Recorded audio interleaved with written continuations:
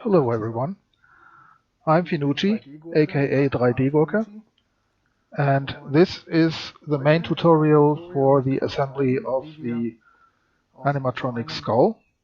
Totenkopfmodell einen animatronisch bewegten Totenkopf machen. Well, this is the end product.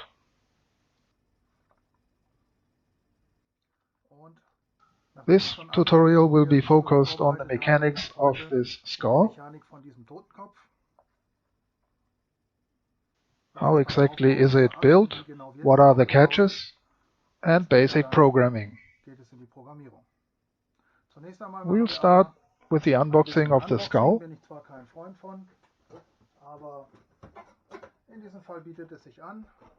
So when it is delivered, it comes in a box like this. When you open it, you will find the skull, which is wrapped in paper.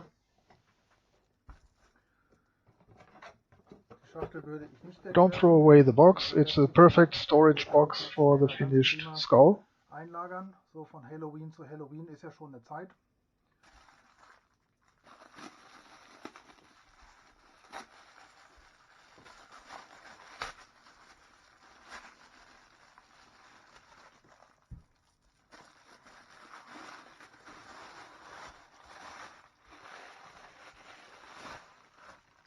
Here we are.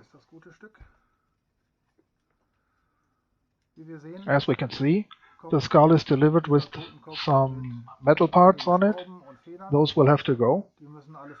But the screws, which are used to attach these parts, some of them we can use later on because they are M2 2mm bolts. So we should store this stuff away.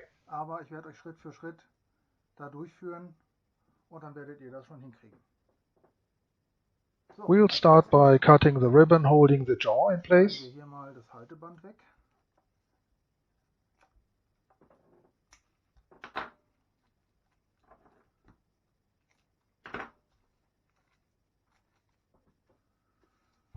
So,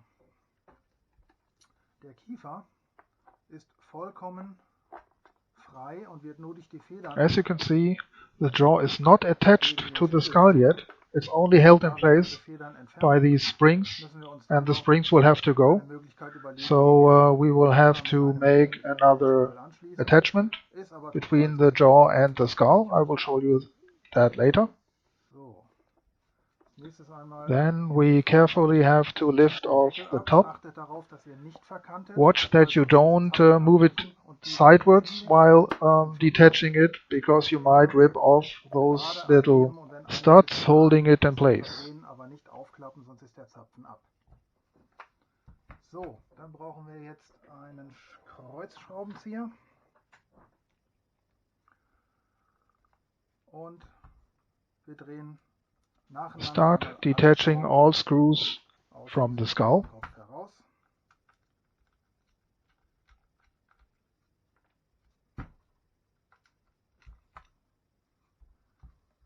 Einige Schrauben sind Holzschrauben, haben also ein grobes Holzschraubengewinde. Andere haben ein Feingewinde und sind mit einer Mutter gekontert.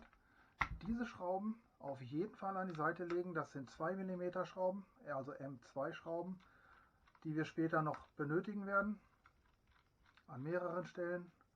Und diese Schrauben und die dazugehörigen Muttern auf jeden Fall gut an die Seite legen. Und wo wir schon mal die Löcher hier im Kiefer haben, können wir die auch gleich benutzen. There are already a few holes in the jaw, like this one here.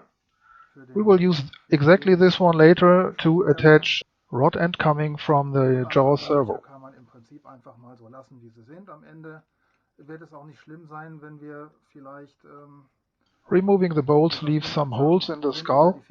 That doesn't matter, because later on when we do the cutouts, removing all the plastic material from the inside of the skull, we might accidentally make a hole with the tool, but who cares? This is supposed to be a rotten skull.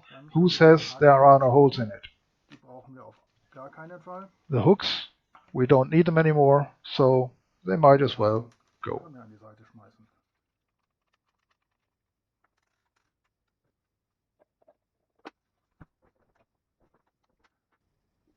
To help with orientation, I mark the cover with a small arrow showing where the front side is, and I give it a name. This will be the Delta skull, so I mark it Delta. Den Deckel brauchen wir nicht mehr für den Moment, also tun wir den an die Seite. Auch den Kiefer würde ich an die Seite tun und es gibt einige herausnehmbare Zähne an diesem Modell. Watch out, there are some removable teeth in the jaw. Now these are pretty stuck, but they may come also loosely, so don't lose them, put them aside if you can pull them, and you can later decide if you want to put them back in or not. I will also cut out some teeth from the upper jaw, so it looks really spooky. Da solltet ihr den mal irgendwo an die Seite tun, wo ihr den nicht verliert. Hier sehen wir einmal nebeneinander. So here we have side by side the raw skull on the left and the finished product on the right. Hier kann man auch schon erkennen, was alles weggefräst werden muss. Das ist wirklich And you can see there's a lot of material that has to go. I will mark it here. Die Augenhöhlen müssen So erstmal frei these are the eyes cavities.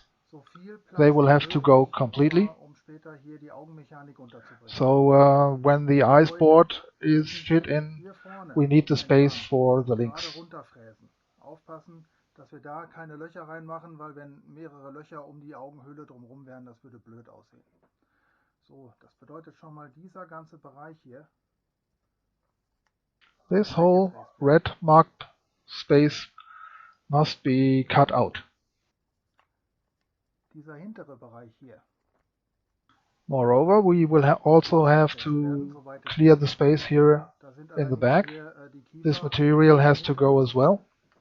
wo In wir this area we have to be careful da nicht not das Material to geht, speziell drill nicht too an deep, den Stellen, wo später der Kiefer because this is the place where the jaw will be attached, and we need some material left to carry the jaw. Schließlich und endlich müssen wir mit einer And then we Lochkreissäge need hier to cut open this das round bereits hole gespielte here. Loch etwas vergrößern, You may have a drill bit 50 or 52 millimeter ungefähr. for wood. Ja, You can use that habe ich jetzt falsch to open it, or you can just use the mill that you use to cut all the material out and open it up accordingly. So, das heißt, wenn wir uns das hier vergleichen, The round cutout das Loch mit der shall be Schere aligned am with hinteren Ende the des hole which is bestehenden Lochs already ausgesägt in werden, the skull, um dann so nach vorne ausgesägt zu werden. with its backside, and then drill out all to the forward, Und like I marked with the green marker here. und der Kopf bewegt sich um die Achse herum und da brauchen wir halt entsprechend Platz, damit der Totenkopf die Ausschläge machen kann, die wir später haben wollen. So, das muss alles weggefräst So, werden. we mark the material that has to go. Das dauert mal locker eine halbe, I think it'll take about half an hour, 3/4 of an hour to mill it all out. Actually, I did try a welding iron to melt and cut the material, but it's a stinky business and it's not faster than using a mill. And due to the heat, the skull may lose its shape where the material is thin. That won't help. So we use a mill. Und schaut, dass Let's der get to it. Fräskopf nicht zu schnell dreht. Wir wollen uns durch das Material fräsen und nicht durch das Material schmelzen. Mehr dazu gleich aus der Werkstatt. So, wir sind in der Werkstatt.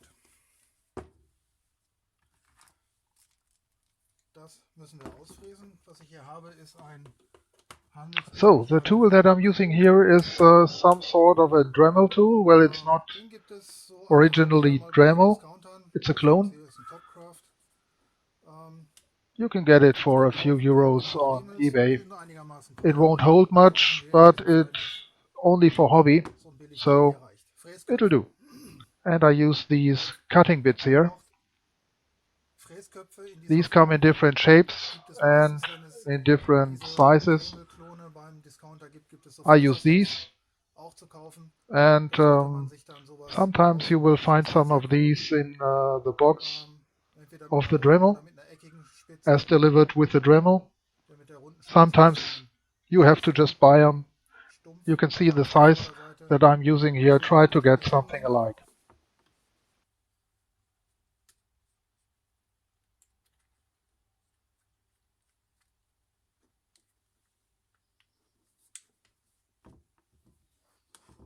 So, dann müssen wir noch dieses Loch aufbohren. Dafür brauchen wir eine Lochkreissäge. Before we start milling out the material, we will drill the hole.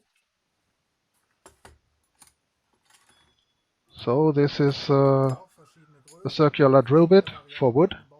I use the 50 mm drill bit. Wir brauchen ein 50er Loch. Das ist er hier.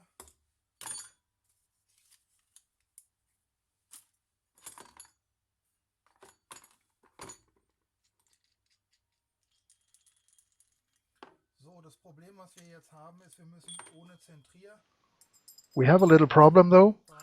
These drill bits are centered by a center drill bit, and this center drill bit has no material to go in, so we'll have to wing it and hold it with a finger in place.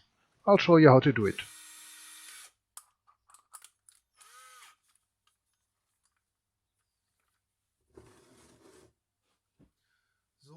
Find the right position. Wir wollen möglichst weit hinten mit dem Loch ansetzen. Also versuche ich das hier einfach mal. Position the drill bit and hold it against your finger. Watch out not to hit any of the teeth, they will cut your skin as well. And hold it in place while drilling the first few millimeters. Once you're in the material, the drill bit will be centered by the material. Sich so leicht eingegraben hat, zentriert er sich im Prinzip schon selber.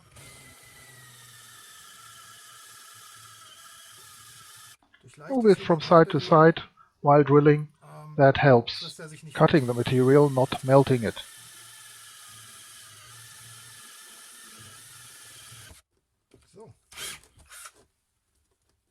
Well, we got some rough edges here, but we will remove them with the Dremel later.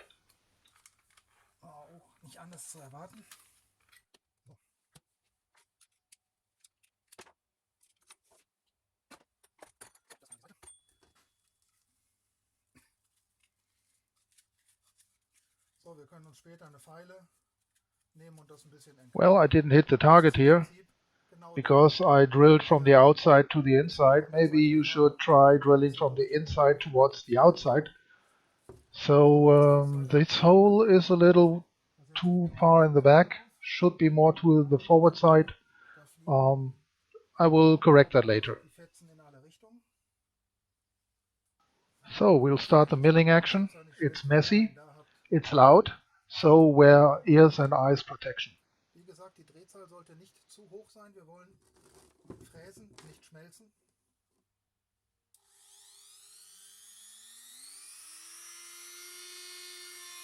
Let's rock.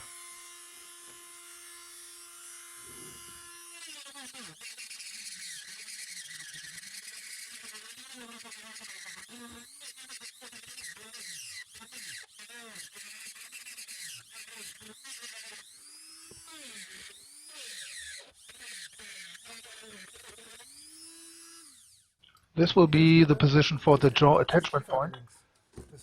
We mustn't take too much material away here, because we still need some material to carry our jaw.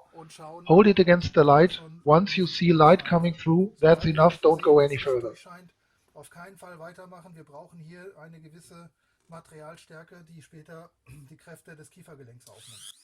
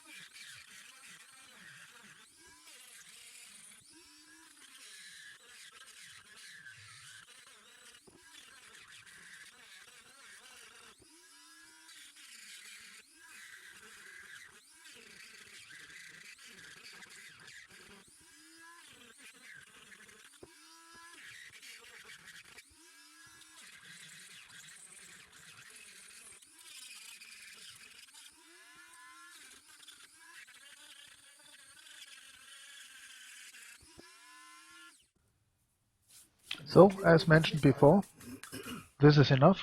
I don't go any further because we don't need any holes here. We need the material for the jaw attachment. Und auch hier müssen wir schauen, da ist die Materialstärke auch durch Einbuchtungen teilweise etwas dünner. Und wenn man da Licht durchscheinen sieht, dann reicht das. So we will have to cut the eyes cavities away completely, right down to where the nose area is. Be careful when cutting the eyes cavities. We want the shape of the eyes as it is and not cut them open. So be careful when milling in this area.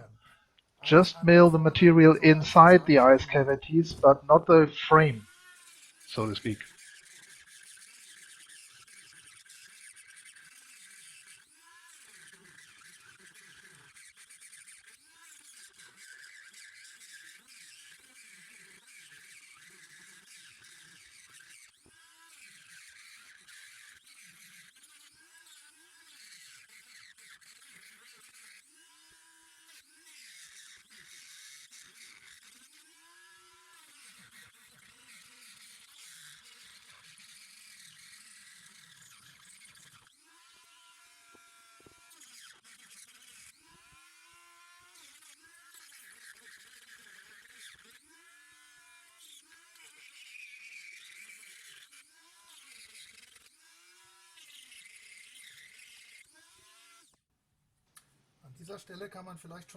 In this area here,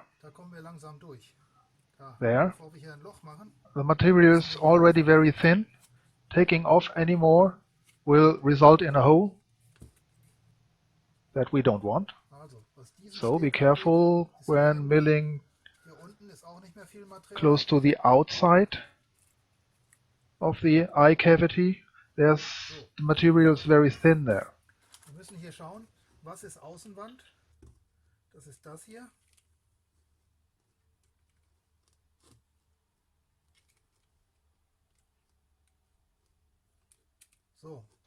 So, if we take a look in here, there's already a rift. Everything to the right of the rift is thin material. Be very careful. Everything to the left, towards the nose, that's massive material. You can cut in and take it all out. Da können wir ruhig alles wegnehmen, bis wir von mir aus auch in die Nasenhöhle kommen. Und hier oben rum müssen wir alles wegnehmen, hier entlang der Linie. One more time, we don't want any holes in this area where the material is very, very thin. Be careful. Take also care of your Dremel. Don't run it too hot. If it goes too hot, let it cool down, or you might damage it permanently. Also kann ich noch ein bisschen weitermachen.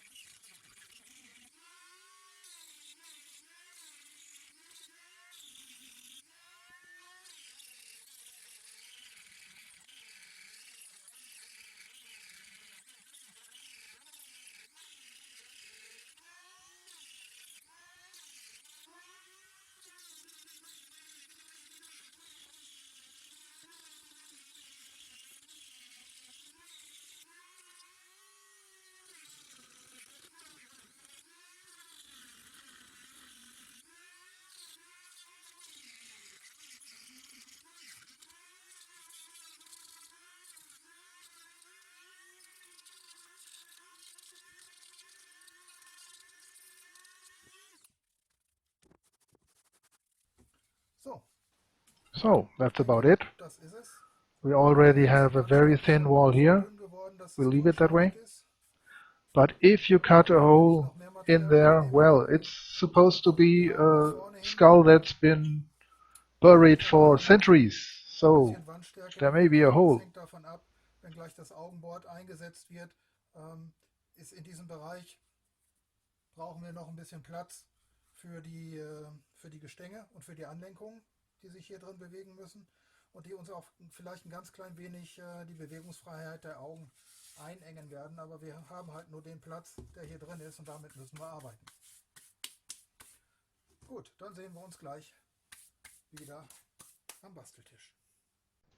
So I took a file and filed at the attaching points of the jaw, here and here, because there are two pieces of the skull are glued together. And we need some cable straps and we need a drill. And the drill bit should have the same diameter as the width of the cable straps is, 2.5 millimeter in this case.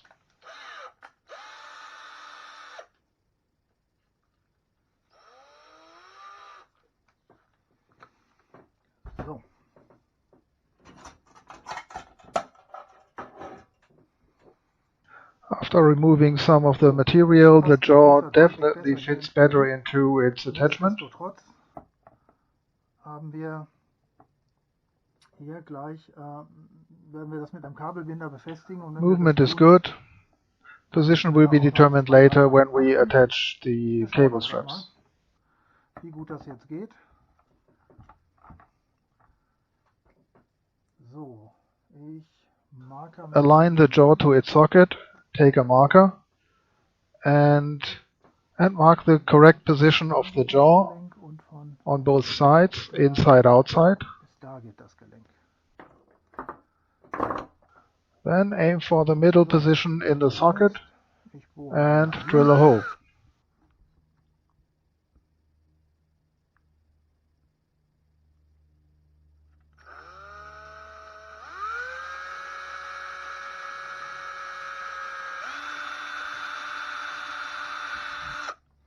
So, ich habe jetzt das erste Loch gesetzt. Dabei habe ich darauf geachtet, dass Take some care while drilling. das Loch nicht vorne hier The hole must be centered in the socket and not right down the center and not close to the edge. If the hole is too close to the front of the socket, the jaw won't be able to open later on. Das gleiche machen wir hier. Same thing on the other side, right down the fairway. So, da ist das Loch auch relativ mittig in der Pfanne gebohrt. With that done, we reattach the jaw, turn it round, Das heißt, wir setzen den Kiefer hier and now we drill through into the jawbone. Ja, wir schauen, dass das jetzt hier halbwegs symmetrisch ist. Keep it aligned. Dann and drill. wir, dass wir die Bohrungen übertragen kriegen, beziehungsweise ich kann gucken, ob wir die anzeichnen können.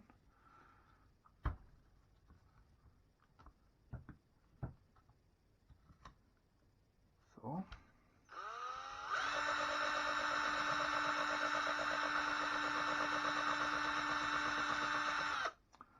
Das sollte gehen.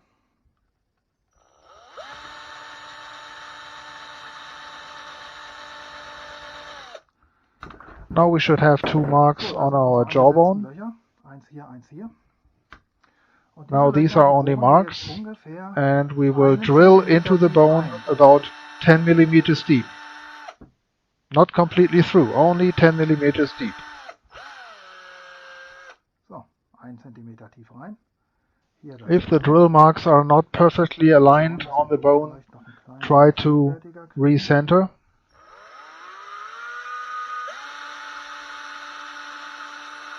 And here also drill 10 millimeter deep.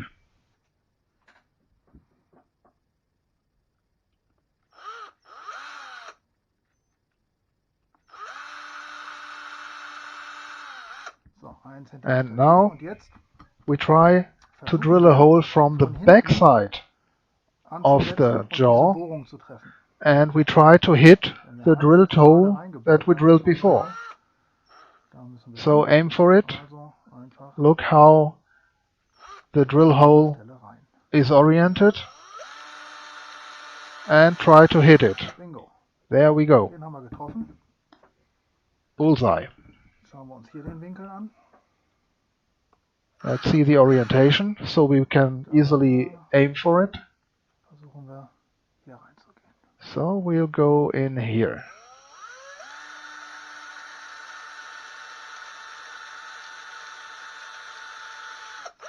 Whoops, So, und der ist jetzt this went durchgegangen. through. Das wollten wir eigentlich nicht.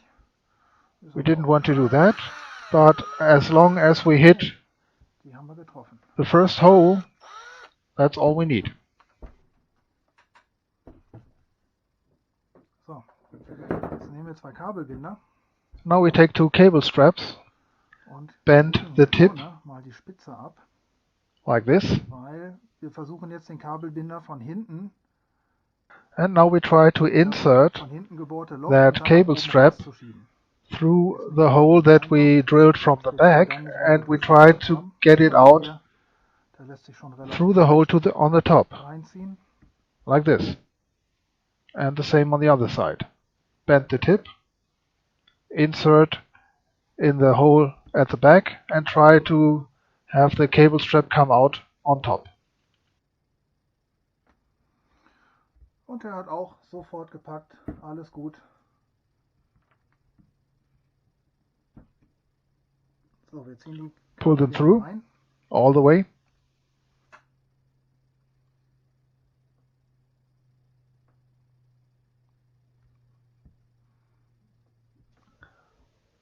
So, und da We wir don't nicht viel have Platz too much im space Gelenk nach hinten haben, müssen at wir the jaw die attachment points, Kabelbinder especially to the back side, so we have to snip off half sodass of nur the housing of the cable strap, like that. das stehen bleibt. And same on the other side. Snip off half of the housing, So soll das aussehen. and this is what we are aiming for. Jetzt können wir die Kabelbinder hier durchfädeln. Now we insert the cable straps into the skull.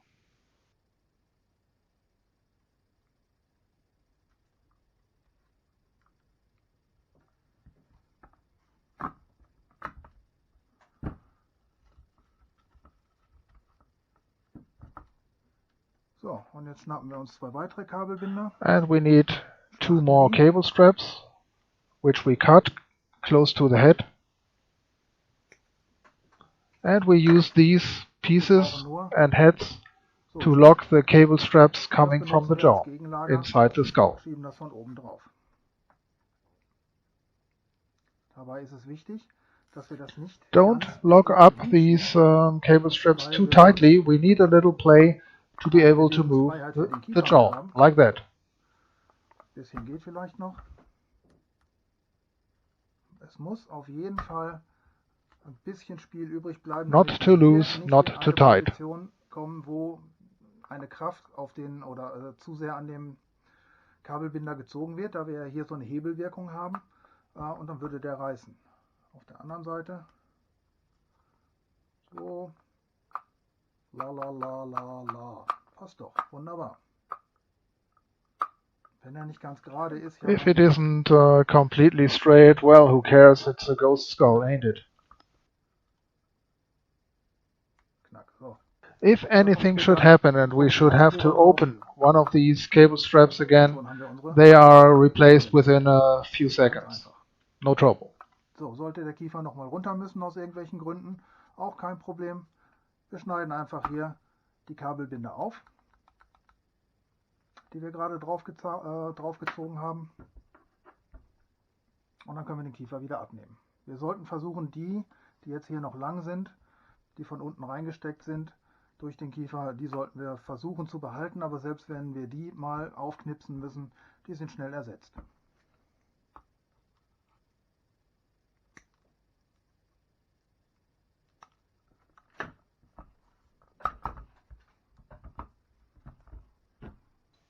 Shiny. So with this done, preparation of the skull is finished. And the next thing to do will be the assembly of the mechanics. Let's go. Ich würde jedem empfehlen, sich einen kleinen Montage- und Teststand zu bauen. Das macht es dann sehr viel einfacher, speziell später, wenn programmiert wird, muss der Kopf irgendwo hingestellt werden, damit wir damit arbeiten können, damit wir schauen können, So, wie er sich bewegt. we will need a test stand. Da geht ihr in den Baumarkt, You go to your Home Depot, holt euch ein Stück Spanplatte, das get kann some auf plywood, jede Größe zugesägt werden. like 20 by 30 centimeters, and a small wooden block. Das ist jetzt hier mehr oder You weniger cut it ungefähr from DIN A4 a long piece of wood. von einem Regalprojekt übrig geblieben, was ich mal gehabt habe. You glue it Dann together habe ich ein Stück Dachlatte and you genommen. drill a hole in the middle. Ist jetzt auch nicht wichtig, wie viel oder wie groß. Ja. So, just to give you an idea what I used here, you can use whatever you can find. This is only a test stand. Einfach eine Dachlatte 10 cm abschneiden und mittig einfach auf das Board aufleimen. Dann braucht ihr etwas, Then you will need das this. kenne ich unter dem Namen That's an Verlängerungsmutter. extension nut. Gibt For es the auch in design that I show here, you will need about 3 or 4 of them. One goes into the test stand. Weil einer geht da rein und den anderen. You also need some more of these for, Das ist die Mechanik. let me show you here on Alpha Skull. Und wie ihr seht, habe ich The immer ein central relativ großes Stück rod Gewindestange genommen, that I um eine use to attach Verlängerungsmutter everything zu setzen. Dann kann on. man I ein chose it weiteres Stück rather ansetzen und das short. dann halt auf die Größe einstellen, So wie you das put Rohr on an haben extension möchte. nut and then you can put on more rod as you see fit, as you Für need. diesen But Montage-Teststand with a könnt ihr dann small gerne rod mit dem Rohr attached to the skull still fits sollte into nicht its groß, aber auch nicht box klein sein. and you can store it away Wenn wir easily. mal von Flanke zu Flanke messen, Now this is a metric nut. dann haben wir We measure ungefähr 10 10 millimeter und wenn wir hier at the über Ecken thin messen, diameter and haben wir etwas 11 über 11 millimeters Millimeter. at the thick Das heißt, diameter. nehmt So einfach we einen will 10er drill Bohrer, 10 millimeter and use a bohrt hammer möglichst gerade to hier drive the rein extension und nut dann nehmt ihr die into the wood, Verlängerungsmutter, setzt which die will an have a und schlägt sie nice mit einem Hammer clean ein. press Dadurch fit. haben wir eine Presspassung in dem Holz. Wir brauchen nicht kleben. Now this stand is a Und very, es ist very wirklich helpful sehr tool fest and it und only costs about bewegt 2.5 sich dann bucks. nicht mehr. Für 2,50 € einen tollen Montage- und Teststand.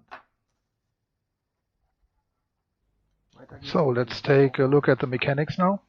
First, Als erstes blende here's ich the euch mal die material list. Parameter ein, was wir dafür benötigen.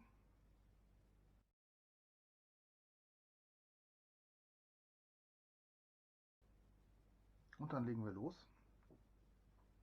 Kernstück dieser ganzen Mechanik ist So the centerpiece of the mechanics is a threaded eine rod Gewindestange, to which a rod end mehrere Elemente is aufgelegt attached, werden müssen, to which um an daran angle bracket den Winkel is zu attached, befestigen, an dem to which dann our die servo Plattform board is befestigt wird, attached. auf dem die Servos laufen. Ja, I can show you this on Alpha Skull mechanics. dargestellt. So Das ist die here's our Gewindestange, die habe ich eher threaded rod festgedrillt, um dann mit einer with the extension Verlängerungsmutter nut on auf it. die Länge zu gehen, die ich später benötige. Wir haben dann hier die Gewindestange, Then we have Abstand zu two rechnen, nuts zwei and two Muttern, brass die das rings Gelenk festhalten. and the Und rod end in the middle. wir haben Centered hier oben on im top of the Zentrum threaded rod, we have a der 2 mm Gewindestange bolt einen 2 to mm which Bolzen, two brass balls auf dem are fit. These zwei are the Gelenke balls for aufsetzen the für rod die ends und which für attach die to the servos. Tiltbewegung. You can also see it on the schematics. Hier in der That's schematischen this auch part dargestellt, here. ist der Teil hier oben. Dafür habe ich schon So mal I einen already Teststand prepared a vorbereitet. threaded rod Das ist like diese this one. Größe hier. It has a centered hole Und ich on habe top, schon zentral in die drill Mitte bit 2 mm. ein 2 mm Loch gebohrt. In dieses 2 mm Loch Then we take one of these 2 mm bolts. so ein This is a 2 mm by 20 Gewinde mm eindrücken. bolt. And we will cut off the head and solder it Kugeln into Kugelgelenk the centered gesetzt hole werden und of die the können 6 dann mm gebunden werden. rod. Ich habe mehrere Varianten ausprobiert. Ich habe 1,5 mm Loch gebohrt und 2 mm Gewinde reingeschnitten. Dann kann man das direkt verschrauben. Ich habe aber auch verlötet und ich habe verschweißt. Hier 2 Schweißpunkte draufgesetzt, aber bei den Kräften, die da wirken, hat sich herausgestellt, Löten ist die einfachste Methode und es funktioniert einwandfrei. Und dann gehe ich jetzt einfach mal in die Werkstatt und mache das. Vorher muss ich aber an dieser Schraube den Kopf wegknipsen.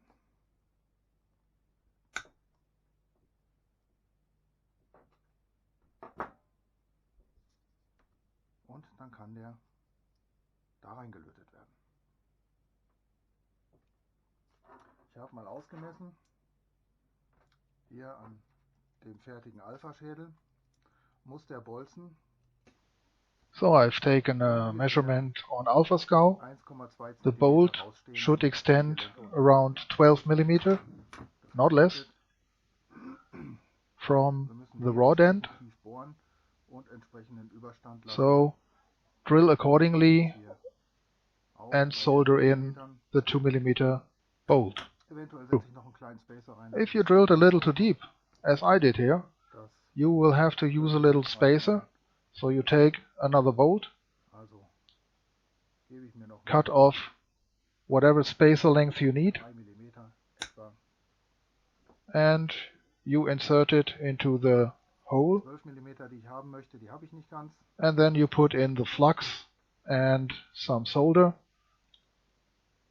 and then you solder in Jetzt ist besser, wenn das gleich the verlötet bolt ist, dann with the spacer passt underneath. das wunderbar. So, verlötet wird mit Weichlot. Wir brauchen dafür Flussmittel.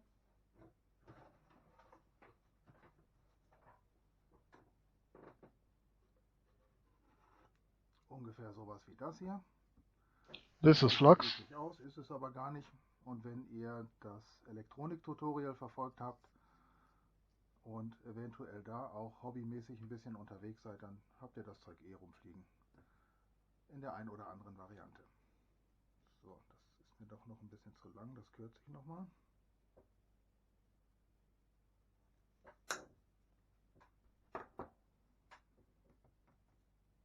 So, meine Empfehlung. A word of advice, I decided to buy 2 mm bolts with a length of 20 mm. You can cut off easily, but if the bolt is too short, it's not easy to extend. Also, you might consider buying two sorts of 2 mm screws, like 10 mm and 20 mm. Then you won't have to do much cutting. I also bought a special tool to cut a tab in 2 mm. I use it for the servo rods. Now when you buy a servo rod, it may be 20 centimeter long, like this, but you only have this much thread on the end. And to be able to adjust it, I bought this tool. You don't really have to. You will have to buy some more servo rods then, which will do the trick as well. Damit können wir arbeiten. So. Wir bringen einmal etwas Flussmittel in die Bohrung. Insert some flux to the hole.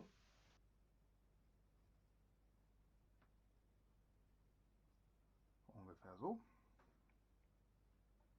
So, jetzt brauche ich irgendwie ein Tuch.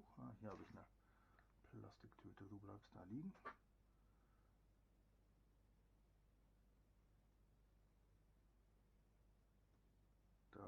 I have to insert a spacer here. Abschnitt von Gewinde.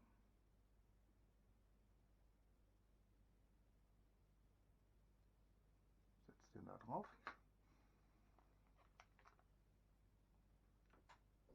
Dann ein Stückchen Lötzinn.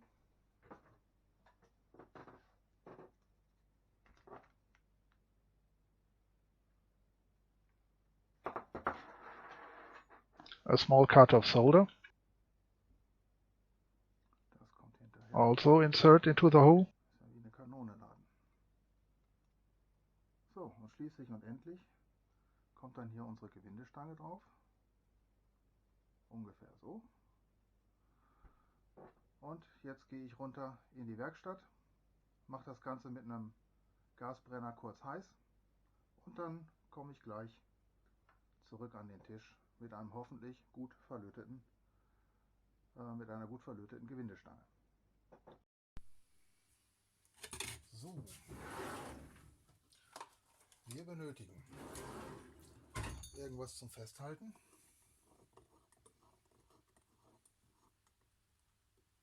First you need something to hold your rod while you heat it. I have a small vise here. You will also need tweezers. You need these to adjust the 2mm bolt in the hole when it's all hot. Mit dem Heißluftgebläse, falls ihr sowas hier nicht habt, aber das geht recht schnell. Das zeige ich euch.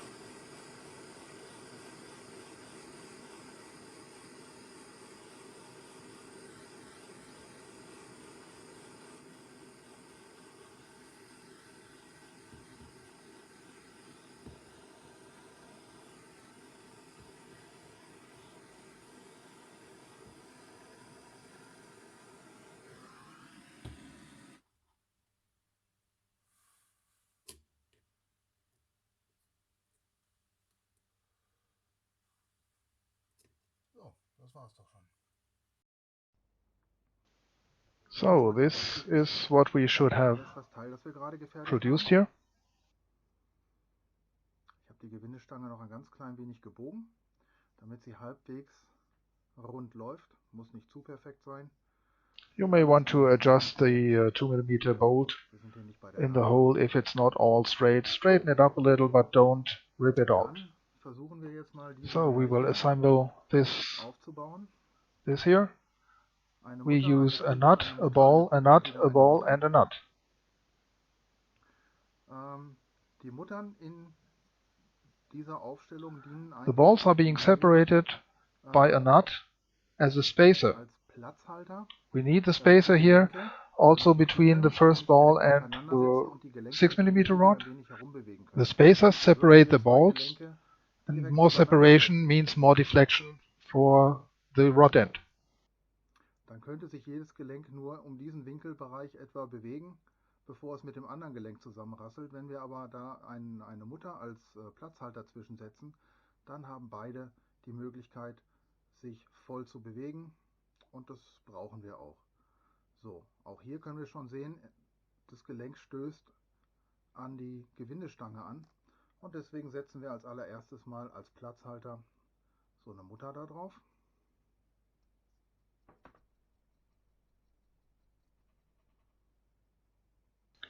So we screw on the first nut and tighten it. This is a 4mm nut. Well, we are all metric here, sorry. Das ist genau der Wert für diese Muttern. Well, we do not apply too much torque here. You can also use a pair of tweezers, but be careful not to damage the surface of the balls, because that will destroy the rod end. Das Gelenk, was ich hier benutze, ist aus dem RC-Modellbau. Die gibt es als 2 und als 3 mm Variante. For this project I chose 2mm rod ends. You can also get them in 3mm. The ball on both types is the same, but the difference is the hole for the attaching rod, as for 2mm or 3mm type. Wo ich schon mal dabei bin, kann ich euch auch gleich mal ausmessen, wie weit meine Gewindestange jetzt, also die 2 mm Gewindestange über In my case, the 2mm rod extends 12 mm above the 6mm rod. Das ist ein ganz guter Wert. That's the value you should aim for. Ungefähr erreichen. So.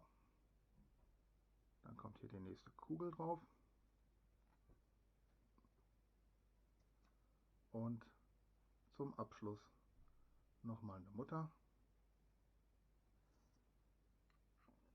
Ja, ich denke, viel weniger als 12 mm sollten es nicht werden.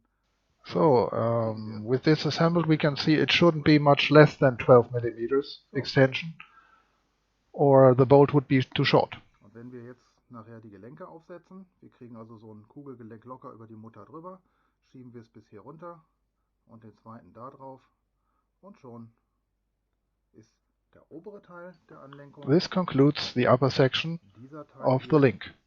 fertig. Sieht dann so aus.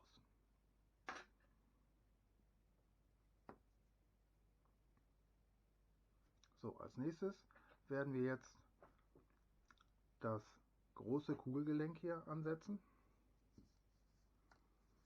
Dieses Next Kugelgelenk thing to fit is this bearing. ist It is a rod end with a 6mm rod on it.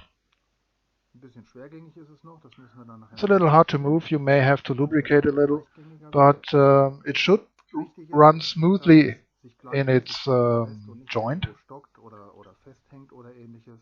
Es ist nicht ganz leichtgängig, also nicht schlackerig. Es hat noch ein bisschen Zug.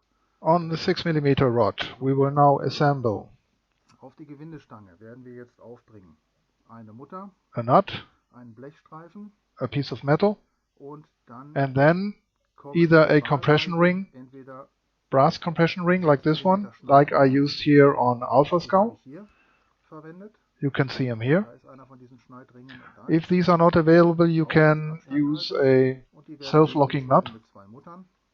as I will do in this Teilweise, und das case. werde ich heute mal machen, kann man dafür auch zwei selbstsichere The difference Muttern is, if you use the brass compression rings, you will get a little more deflection from the rod end.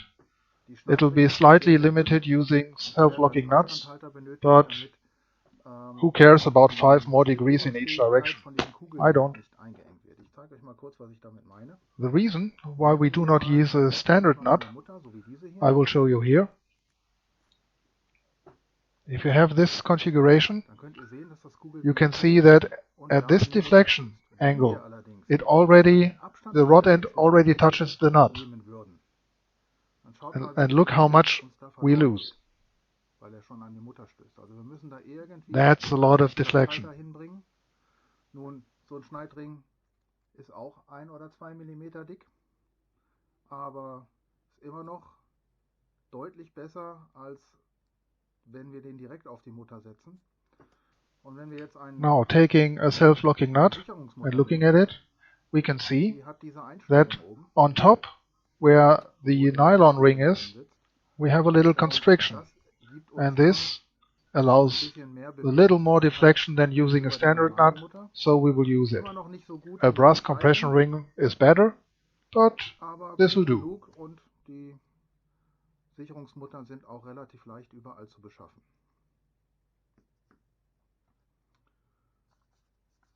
Die kommen gleich. So. Jetzt muss ich noch einmal Well, before I do the assembly, I will have to get down to the garage and prepare this little metal piece.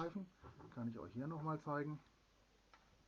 Ist der We are talking about this piece. Gucken, dass wir das hier aus dem Schatten raus. It's sheet metal, Der Blechstreifen ist hier that one.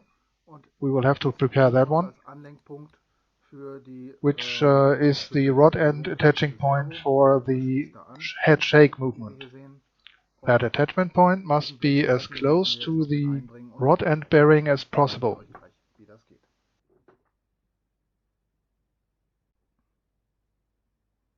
So, wieder zurück aus der Werkstatt. Da ist So, das Stück this Blech. is what I made. Das ist jetzt wirklich keine große Kunst. Ich zeige euch nur mal, was ich da habe. Just to give you some dimensions here, it's a sheet metal 1,5 steel, Millimeter Blech, 1.5 millimeter, Stahlblech, and dimension 15 by 60 millimeter. Streifen, grob I already drilled a 6 millimeter hole 15 auf to one end. 60 Millimeter. I cut this by using some sheet metal scissors. We will need those scissors to trim the metal a little later on, Nur grob mit der Blechschere when we before we attach it. etwas gratige Kanten, aber das verschwindet tief in der Mechanik. Da werden wir noch einmal mit zu tun bekommen und danach nie wieder, deswegen muss ich das auch nicht besonders viel. I would advise not to use any other materials than steel for this one. Steel is flexible. Steel is not brittle. You can shape it without cracking it, and it's strong. That's all we need. The skull is still heavy, and if you do something like a head banging movement from side to side, the forces may build up, and we need some strong material to counter that. Ich werde das Ding gleich nochmal auf die Waage legen, jetzt wo der ausgefräst und fertig ist, und einfach mal gucken, wie schwer ist er denn überhaupt. Auf jeden Fall die Variante. I presume the Lindbergh skull that you can buy in the States, that one is made from polystyrene, and that's a very light material. I would presume that the Lindbergh skull only weighs half of the skull that we are using here, so building the gear a little stronger might be a good idea. Ist halt hier in Europa nicht verfügbar oder viel zu teuer, wenn wir den importieren. Wir nehmen das, was wir kriegen, und müssen deswegen ein ganz klein wenig die Mechanik verstärken. Also nehmt ein 1,5 bis 2 mm Stück Blech.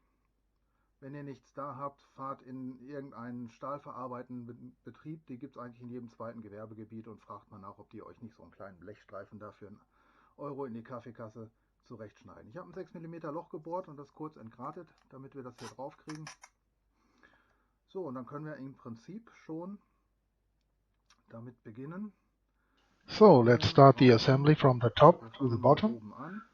We need a nut, our metal piece, and a self-locking nut. Versuchen wir da jetzt mal drauf zu kriegen. It's not easy to attach a self-locking nut the wrong way round. Das will sie nicht. Selbstsichernde Muttern möchten gerne von der anderen Seite. So we'll drive it on from the other side. So, jetzt wird das natürlich hier entsprechend schwer zu bewegen. You can crank it on, or you can use a drilling machine to help you. Ob ich den nicht hernehmen kann, um die selbstsichernde in Position zu fahren.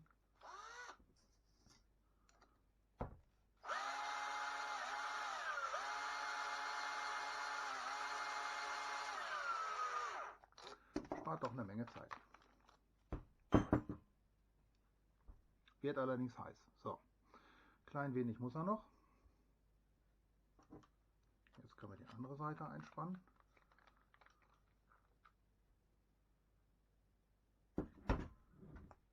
Und müssen andersrum drehen.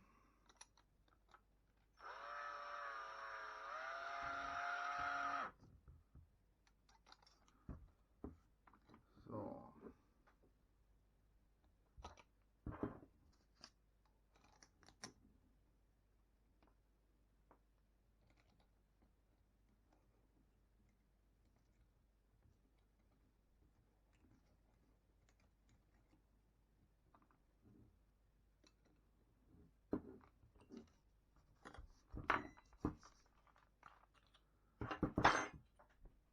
So, jetzt brauchen wir noch einen zweiten Zehner. Haben wir hier. Und jetzt kontern wir die beiden Muttern einfach gegeneinander. Und so Tighten the nuts against each other. da nichts mehr bewegt. Soweit. Shiny.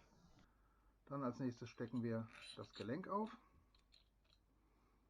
Und dann kommt die nächste selbstsichernde Mutter. Followed by the rod and bearing and the second self-locking nut. Now I know that I'm putting it on the wrong way around here, but I'll use this to cut a tab into the nylon ring, so that now I hope I can attach it the wrong way around. Wieder drauf kriegen. Schauen wir mal, ob uns das gelingt. So, jetzt ist ja hier ein Gewindekanal im Prinzip geschnitten. Ja, yep, works.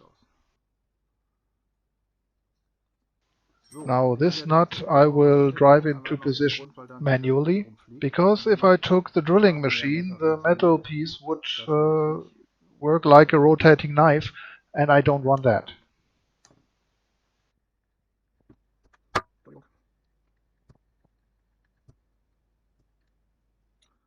So, und auch diese Mutter kontern wir.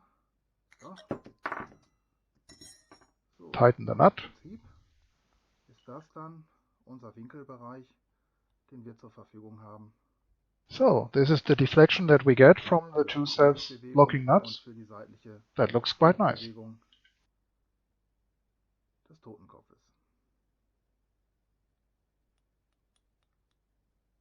So.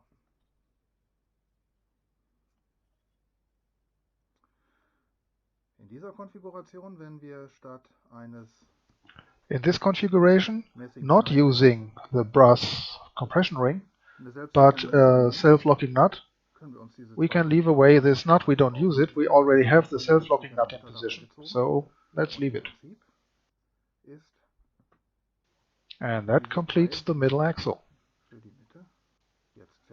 Next thing up is this angle bracket. We will attach it and trim it. Das ist ein Winkel. Ich zeige euch mal kurz die Dimensionen. Here's the dimensions. 20 millimeters wide hat eine and a length of 60 millimeter von 60 Millimetern and a thickness of 2 millimeter. Und ist 2 Millimeter dick. Sowas gibt es im Baumarkt oder bei Eisenkahl um die Ecke, falls ihr noch so einen Laden bei euch in der Nähe habt, Eisenwarenläden. Den habe ich hergenommen und eindesignt für diesen Winkel. To fit the angle to the board, I designed a small cavity here where the bracket fits in. Now these brackets mostly come with pre-drilled holes, like these. You can employ them or just leave them and drill your own, like I will do. I designed some holes into the board, but they interfere with the pre-drilled holes in the bracket, so we can't use them. Da kommt er hin am Ende und wo müssen wir cutten? Da ist das Ende. So. We will have to cut it here. Da müssen wir gleich einmal lang schneiden. Hier an der Stelle habe ich schon mal angezeichnet, wo wir ein 6 mm Loch bohren müssen, weil das die And we will need to drill an additional 6 mm hole where this bearing attaches. I'll give you the dimensions. Das heißt, ich muss mal eben bohren gehen. Bin gleich wieder da. Da ist der Winkel. Ich habe ihn oben abgeschnitten, dass er hier reinpasst. Oh, das tut er auch. Ich habe schon 2 Löcher vorgebohrt, 3 mm für die 3 mm Haltebolzen, die hier später reinkommen. Die sind jetzt freihändig gebohrt, im Prinzip können die in dem Druckentwurf auch zugemacht werden, die Löcher. So oder so ähnlich. Und ich habe hier unten das Loch gebohrt, womit wir den Winkel jetzt hier an das Gelenk anschlagen. Ungefähr so. Ich gebe euch noch mal kurz die Dimensionen. Also ich habe hier oben bei ungefähr 26 mm abgeschnitten. So, we're at 26 millimeters here at the angle bracket. Die Einbuchtung ist bei 26 mm, also schneidet bei 26 mm, dann habt ihr keine Probleme. Cut at 26 millimeter and you won't have any problems. Dann von der Auflagefläche bis And now to the 6 6 millimeter hole. sind ungefähr 40 mm. That is some 40 millimeters Dann einfach from the top of the bracket. Ist mir hier nicht ganz gelungen, ist ein klein wenig abgehauen, der Bohren. It doesn't have to be too perfect. Wie gesagt, We're not at NASA here, we are only building a Halloween prop.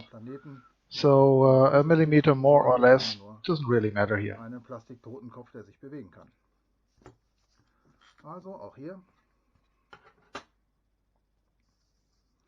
Gemäß Bauanleitung einfach 2 Muttern drauf. So we will attach 2 nuts. Number 1. Now the bracket. Den Winkel drauf. Please note the orientation of the bracket. Die Orientierung des Winkels. And the second nut. So, jetzt halbwegs gerade ansetzen. Align it So, jetzt müssen wir das and Gelenk tighten the nuts. gerade ausrichten. Watch your alignment. Ungefähr so. Und dann ziehen wir die Muttern gegeneinander fest. Ungefähr so.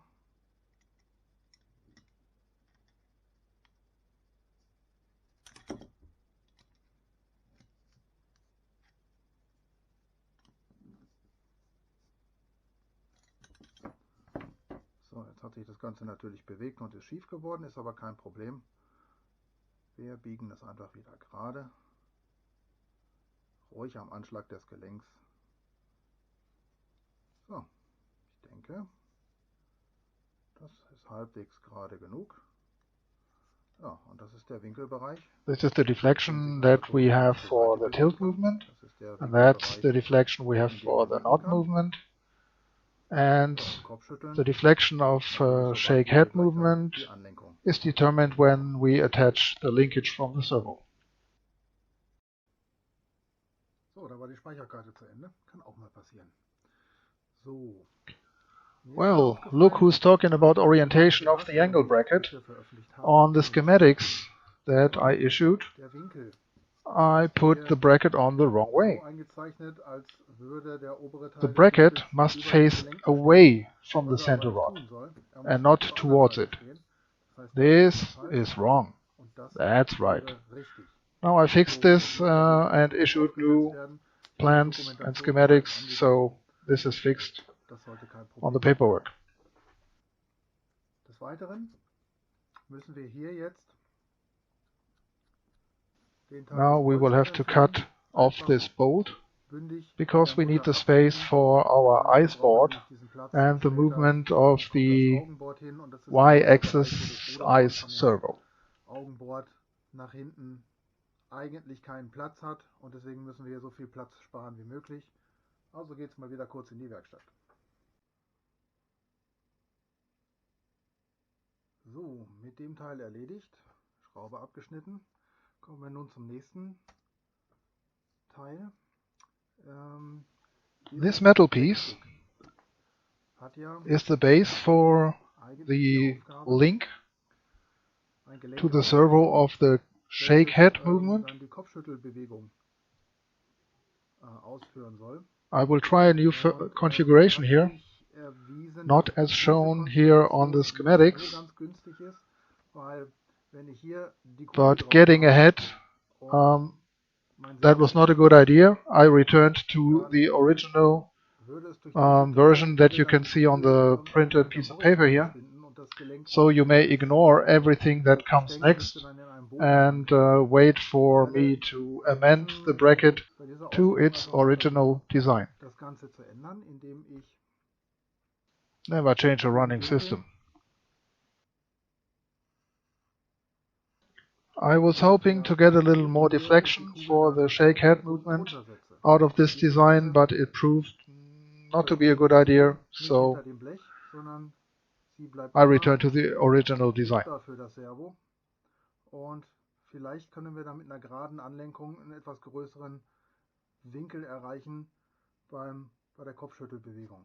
Das versuche ich jetzt einfach mal und experimentiere da mal kurz mit und dann schauen wir gleich mal, ob das ungefähr so klappt, wie ich mir das vorstelle.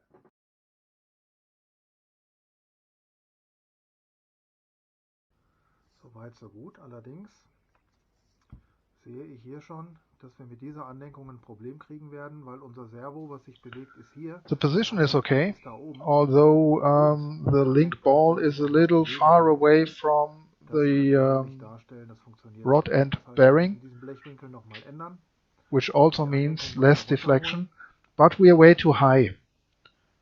So the link would have to cover some 3 cm in Y direction. That doesn't work. Wo wir schon mal beim Thema Winkel und Gelenke sind. Now talking about deflection. You can buy these rod ends very cheaply in China. I tried those. They have a little play, but that doesn't matter. But the problem with these is they have very little deflection. Way too little for our purpose here. So this little deflection, that's too little. schlagen sie an.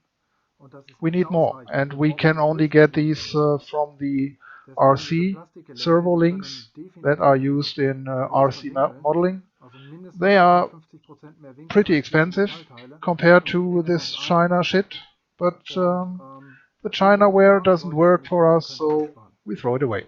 Diese Plastikgelenke kommen aus dem RC-Modellbau.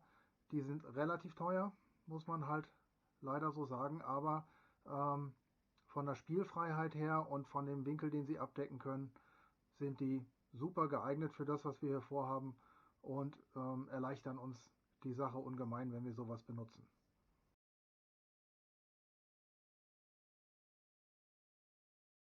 So, wir schließen den Bauabschnitt ab für die Metallmechanik, indem wir den Winkel zumindest mal an das With that Servo-Trägerboard finished, ansetzen. we can attach the bracket and the whole assembly Ich habe schon to the servo zwei board. Löcher in I den already Winkel gebohrt. drilled 2 3mm Die holes, übertrage ich jetzt hier and auf das we will Servo-Trägerboard now drill them und through dann the können board wir and die attach the Metallwinkel bracket. erstmal an die Seite legen.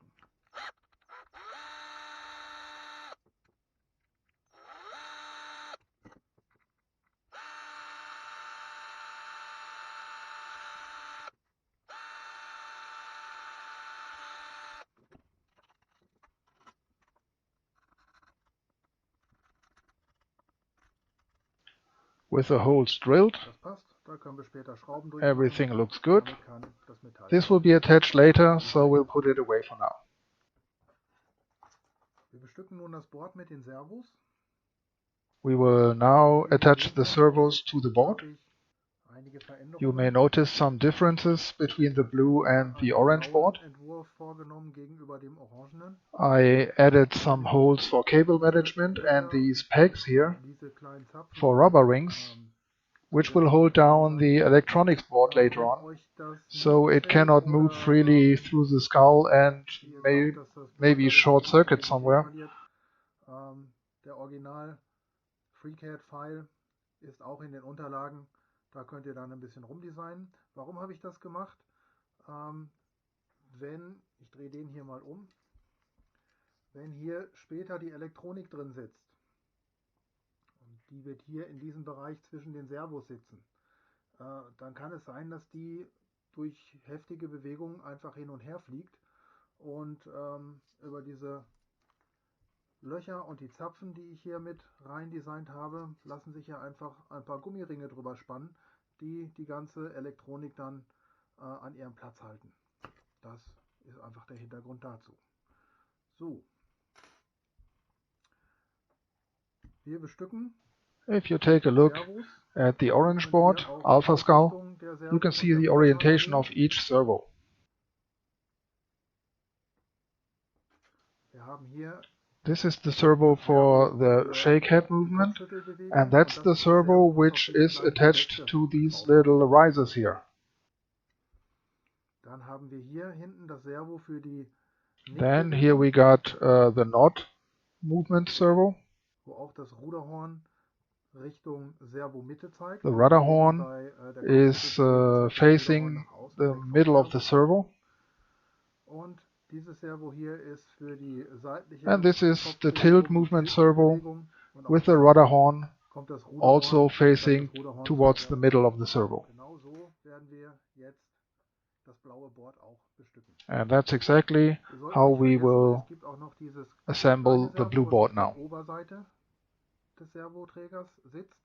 Das ist für den On the top side of the servo board there's this little servo which is attached to a small carrier bracket, and the carrier bracket is then fit to the board, and this is the servo for the jaw movement. Den Unterkiefer eingehakt. Das kann man entweder durch einen Schnellverbinder machen oder wie ich es hier gemacht habe, einfach indem man einen Zickzack in das Gestänge reinbiegt.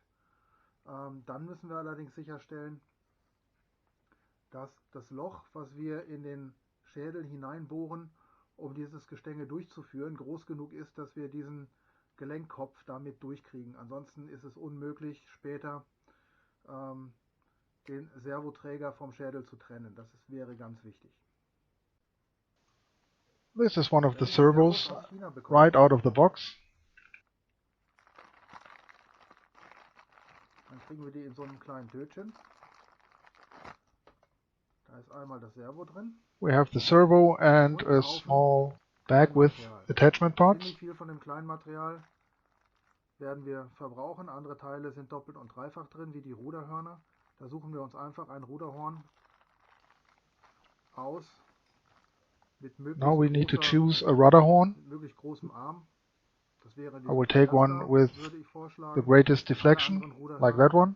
Können wieder zurück. The other rudder horns can be put aside for now. And we also have a lot of screws, rubber grommets, and some brass sleeves. Und das ist diese kleine schwarze Schraube hier. Take care not to lose this little black screw, Das Ruderhorn auf der Achse fixiert. because that's the one we need to fix the rudder horn on its axle. Sollte die verloren gehen, That's why I used to attach the rudder horn with the screw to the servo. No matter what the orientation is, we will adjust that later on. We don't lose anything, we put it aside. So, was haben wir dann noch an Teilen? Wir haben hier diese Gumminupsen These are the rubber grommets, und wir haben diese Messinghülsen. and these are the brass sleeves. Bei einem RC-Modell das ganze Servo in Gummi zu lagern und damit die Vibration These hier auf are used in combination to keep vibration away from the servo. This is mainly used in RC modeling. We don't really need it here, but I use them anyway. Das Servo auch direkt auf den Servoträger aufschrauben. Ich habe bei allen meinen Köpfen diese Dinger benutzt und zeige euch jetzt auch mal kurz, wie die Dinger eingesetzt werden. Ist nichts Weltbewegendes. Alle Servos werden, wenn wir den Träger nehmen, So just for definition purposes, the side of the servo board which has no das risers ist meine Oberseite, will be called the top side, der Servo and the side with the risers on it will be the bottom side. On the top side we will fit on this little bracket which is carrying this jaw servo. noch einen zusätzlichen Verbinder einsetzen wollen, dann kann es sein, dass wenn der Verbinder auf dem Ruderhorn noch aufsitzt, dass ihr das gesamte Servo ein Stückchen nach hinten schieben müsst. In dem Fall müsstet ihr dann hier noch ein Stück wegschneiden, dass das hier dann immer noch ordentlich einrastet. Ich werde es nicht machen. Steht euch frei, das Design diesbezüglich zu ändern. Müsst ihr dann mal schauen. So, wir machen weiter mit dem Servo. Wir nehmen also diese Gummidurchführungen und drücken sie hier von der Seite rein. You just take one of the rubber Dann nehmen grommets wir so eine and push it into one of the holes from the side, schieben die von oben and then you rein. take a brass sleeve and push it through the hole in the grommet. Allen vier That's about it. Und das auch an allen Servos. Repeat.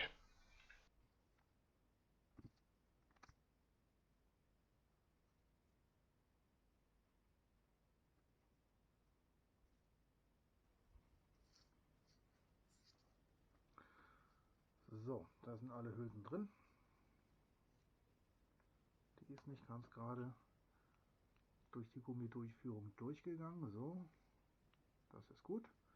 Wenn wir die jetzt also aufschrauben, wird dieses gesamte Konstrukt So when we attach the servo to the board, a screw will be screwed through the brass sleeve to the board, and that will attach the brass sleeve to the board firmly, so the connection between the sleeve and the servo is the rubber grommet, and that's why the servo still has the possibility of a little movement, which should suck up all vibration. That's the idea. All the holes that we need to attach the servos are already in the design of the board. They are not printed very well here, so we will have to drill them open anyway. Ich schaue einfach mal, wie weit wir kommen. Gegebenenfalls muss ich das Ding hier nochmal neu drucken. Ich habe nun alle Servos vorbereitet. Alle 3 Servos haben das Ruder. So I already prepared all 4 servos and I have the rudder horns attached. Alle Servos habe ich Now the orientation of the rudder horns is correct now because I used the program Servos All 90 and our electronics module to drive all the servos to their 90-degree position, and then I attached the rudder horns. beginnen können. Da die eigentlich mitgedruckten Löcher für die Schrauben hier aber nicht ausgebildet sind, müssen wir die halt nachbohren. Und diese Schrauben, die die Chinesen dabei gelegt haben, das ist ungefähr Now, das these are the billigste und screws schrottigste, that was come überhaupt with the auf servo. dieser Welt. Ich That's glaube, das the sind cheapest shit Schrauben aus Marzipan, anyone has die ever über andere imagined. hat. Unglaublich weich das Material. They are so soft that if you use the wrong tool or over torque a little, they will shear off or you will damage the head. Das heißt, wir müssen So, schauen, was denn hier der now we will need to pre-drill them Der Kerndurchmesser so that they still 2 mm hold but not get damaged. Tja, der Außendurchmesser ist nicht viel. It's not very easy to measure, but these are 1.8 millimeter screws, so we will try to pre-drill with a 1.5 millimeter drill bit. Passenden Schraubenzieher brauchen, das ist in diesem Another word for tools, der da drauf passt. you need a screwdriver that really fits in the head. Like this one, that's a Phillips one. It Dann werdet ihr fits perfectly to the head and it will not damage it too much. Akkuschrauber benutzen wollt, um die ganzen Schrauben einzudrehen, würde ich euch auch nicht empfehlen. Denn in dem Moment, One more thing, wo die Schraube use a screwdriver and drive in the screws manually. Don't use a machine because that will most likely shear off the head or damage the material around the screw and the screw doesn't hold anymore.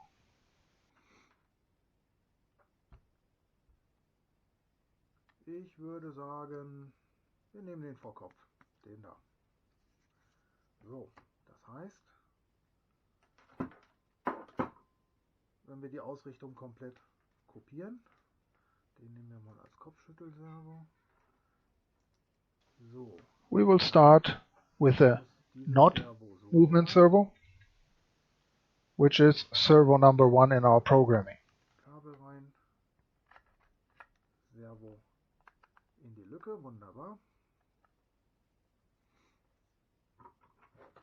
Schauen wir, ob die Ausrichtung stimmt. Gegenüber diesem Servo, die Ausrichtung stimmt, aber ich habe von der falschen Seite montiert. So rum muss das Ding. Und all servos are being attached to the board from the bottom side, not the top side. so, schwenken wir das Ruderhorn mal aus dem Weg. Schnappen uns einen 1,5er Bohrer.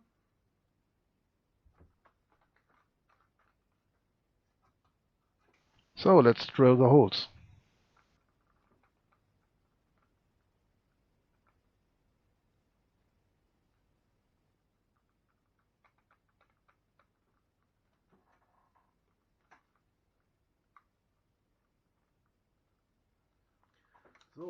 So here's our drill bit. Attach it long because we need the space. And then drill through one of the sleeves. In diesen Hülsen zu bleiben.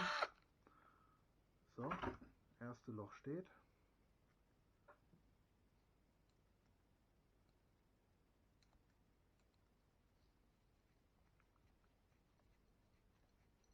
Ja, 1,5 ist gut. Gut vorgebohrt. So, jetzt ziehen wir die nur. So we will screw this screw in until it touches the brass sleeve. Not much more than that, or we will damage either the material or the screw itself. So please don't over talk.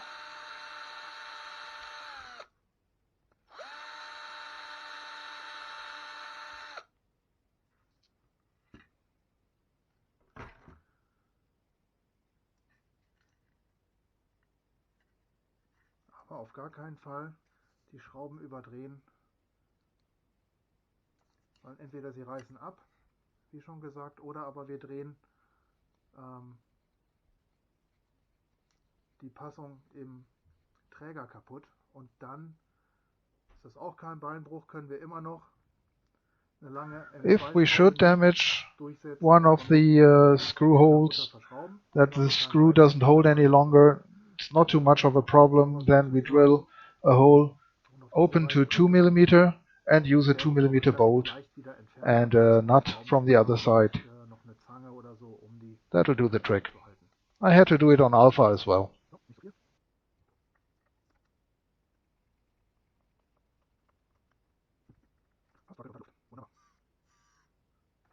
So, da müssen wir noch das Ruderhorn abknipsen. We have too much rudder horn, so we will need to look which side we will use and which side we can discard.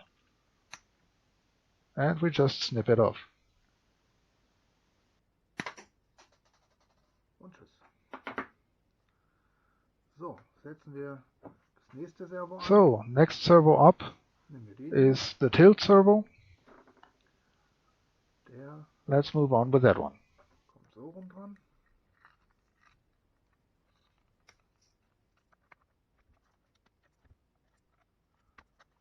So, auch gut.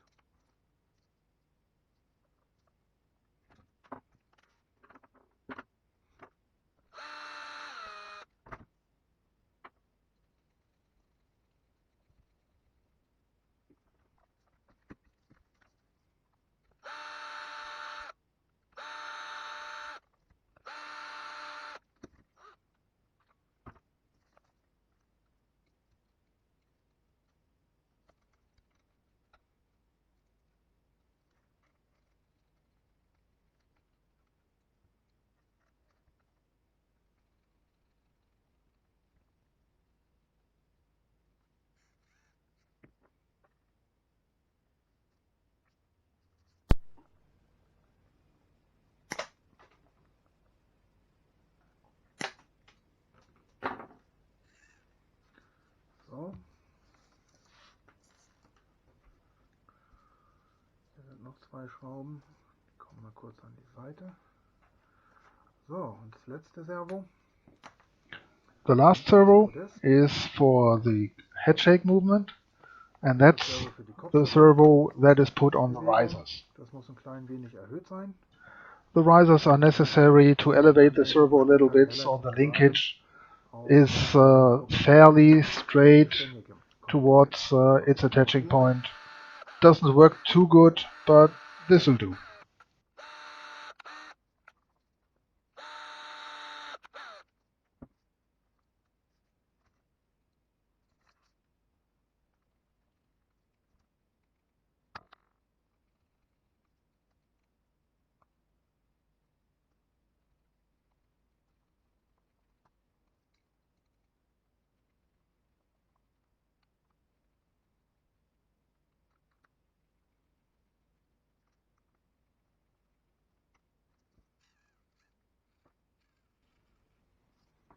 So, hier müssen wir die richtige Seite vom Ruderhorn stehen lassen, nämlich die, das Ruderhorn zeigt vom Servo weg. Again, we can clip off the one side of the rudder horn that we don't use.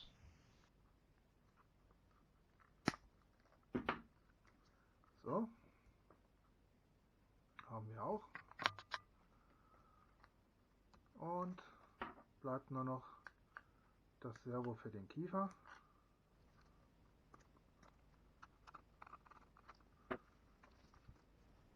So, das Servo für den Kiefer kommt hier hin. The servo for the jaw is attached to this holding bracket.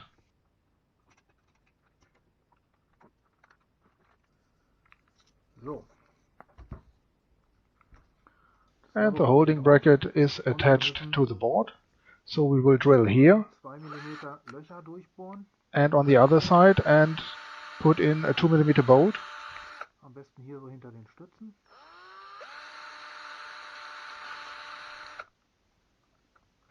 Drill here close to the pillars. Da kommen near the outside.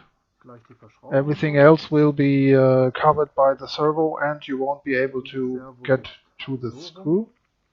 Auf seinem So Halter. this is how it will be attached. Und diese Seite des Ruderhorns kann entfernt werden.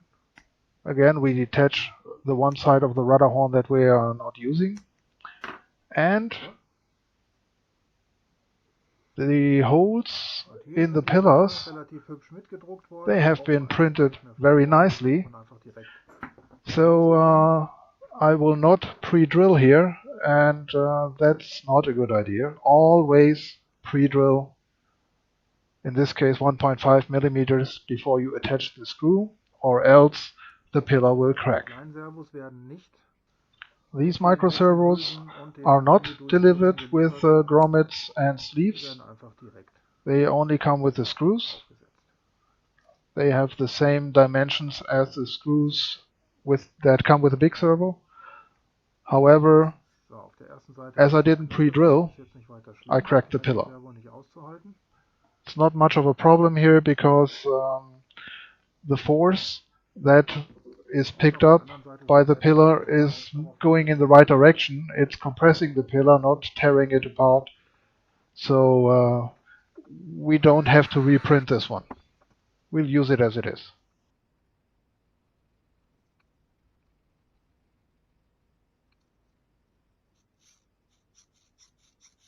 Das sollte funktionieren. So. Dieses Servo hat jetzt Well, there eine are two Besonderheit, types zumindest how in der to Variante, attach a da link, ich hier kein a ablösbares linkage Gelenk reinmache. to the servo.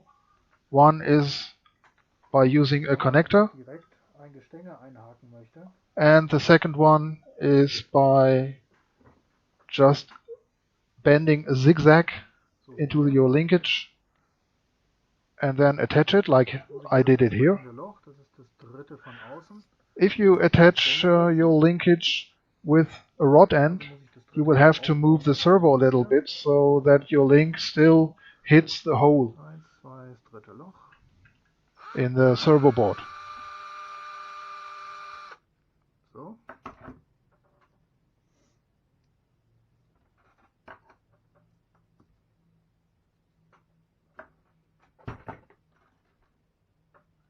Und da kommt später dann so ein Gestänge rein. Die genaue Länge müssen wir noch So this feststellen. is a 2 mm servo rod Ich kann mal that we use for the linkage. das hier hernehmen. So let's measure on alpha how long this must be. So, das bedeutet.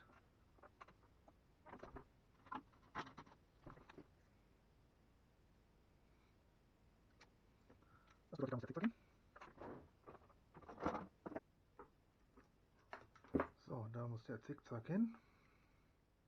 So, da muss der Zickzack hin. So.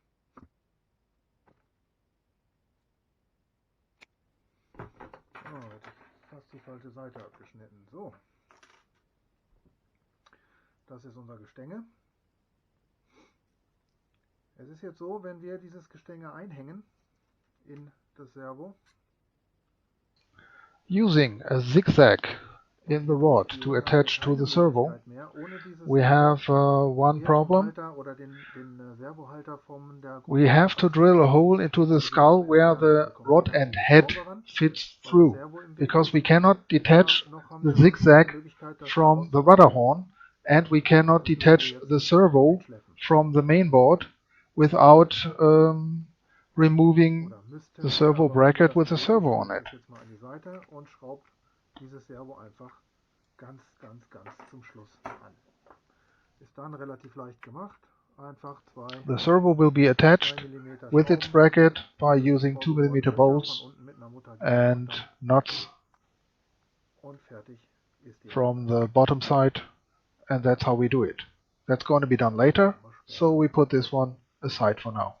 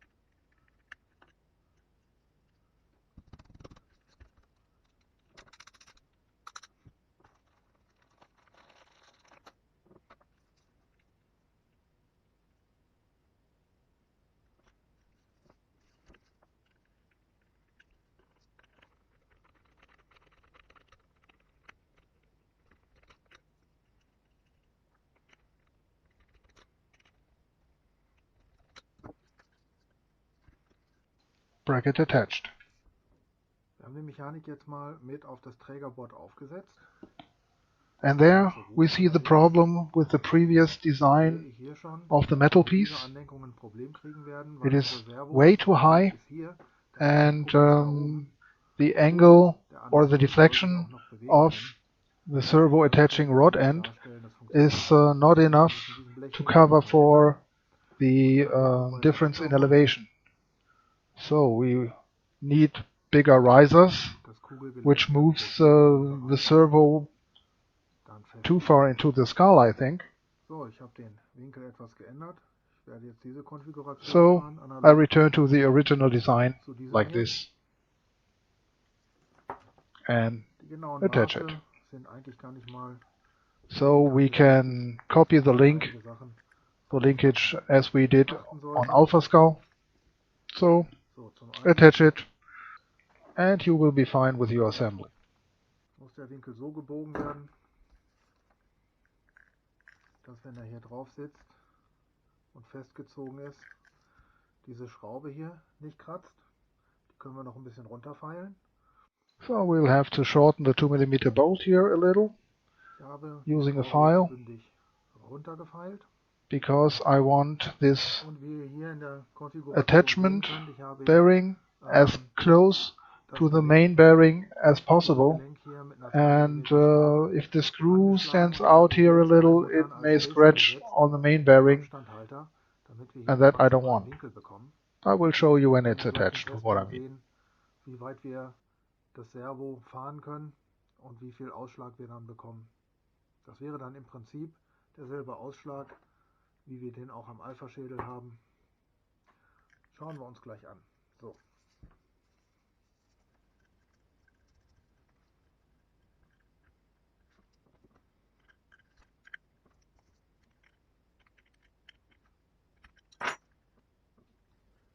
Das ist es. So, kommen wir zu den Anlenkungen. So, let's start with the linkages. Es gibt mehrere Varianten, wie wir anlenken können. Now there are several ways how to do the linkages. I, for this design, decided to keep it simple. That means I use 2mm servo rods. You can buy these in about 20 cm length with a 2mm tab on one side. And then I do a zigzag into the wire and attach that one to the servo rudder horn. Ich der Meinung bin, dass die Kräfte, die da auftreten, doch beachtlich sein können. As you can see here on Alpha, I used a different version. I had quick disconnects attached to the rudder horns, but these are way too long for this purpose, and they also supply 3mm rod ends, so they are, I think, too heavy and unsuitable, because you will have to cut the plastic rod end, because using the rod end and the metal quick disconnect, the rod will be too long. So you will have to cut on one side and the metal quick disconnect cannot be cut. So you will end up cutting the plastic rod end, and I think that weakens the plastic rod end, so I decided not to use it on the Delta.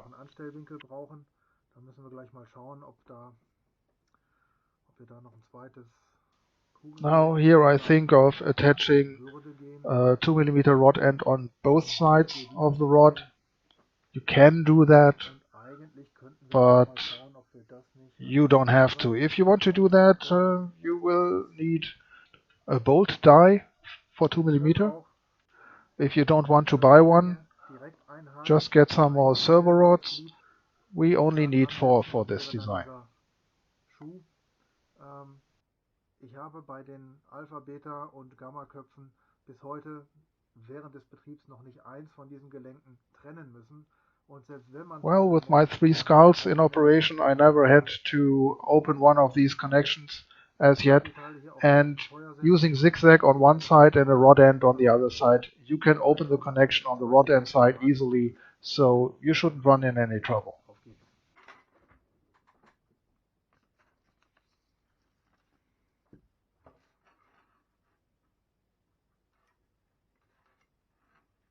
So, just copying the mechanics from the alpha skull.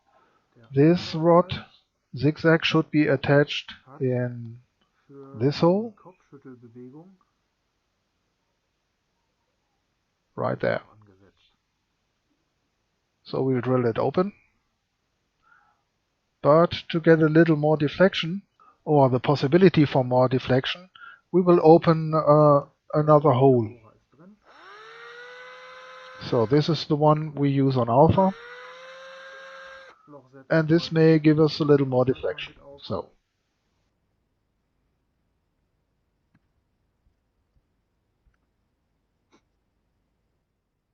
Ja, ob wir das mit dem Zickzackverbinder schaffen, das weiß ich nicht. Müssen wir jetzt mal schauen. Ich mache mal so ein Zickzack mit der Zange hier, so gut es geht. Da haben wir einen Zickzack. Ich hake den mal ein. So, das sieht doch schon ganz gut aus. Now we have to straighten the mechanics, so everything is absolutely straight, and then we can cut the link to length. Dann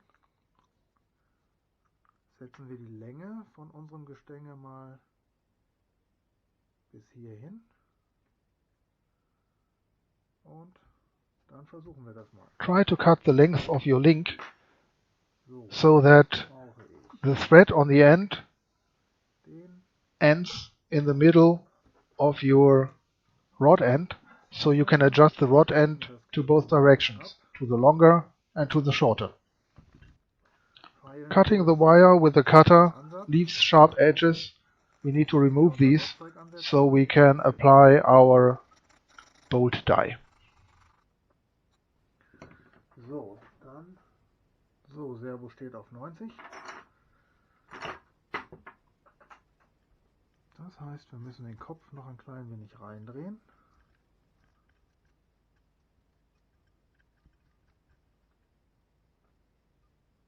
Ein bisschen mehr, ungefähr so. Und setzen wir den auf, schnappen den ein.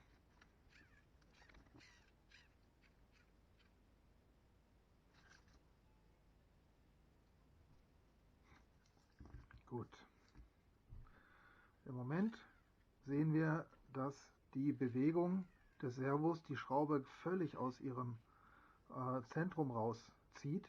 Das wird sich aber ändern, wenn hier unten die Schraube von den beiden anderen Servos gegengehalten wird. Dann bleibt nämlich nur noch diese Drehbewegung übrig.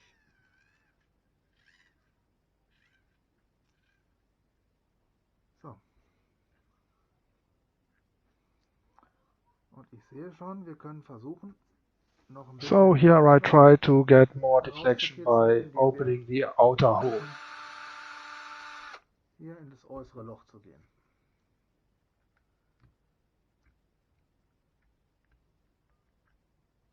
So. Das steht. Jetzt kommen die beiden anderen Anlenkungen. Als nächstes folgt die. Das ist dann die, das Servo für die Next linkage in line will be the knot servo, and the last one will be the tilt servo. Und die Tiltbewegung, das seitliche Hin- und Herwackeln des Kopfes, ist dann dieses Servo und das geht dann hier auf die äußere Kugel.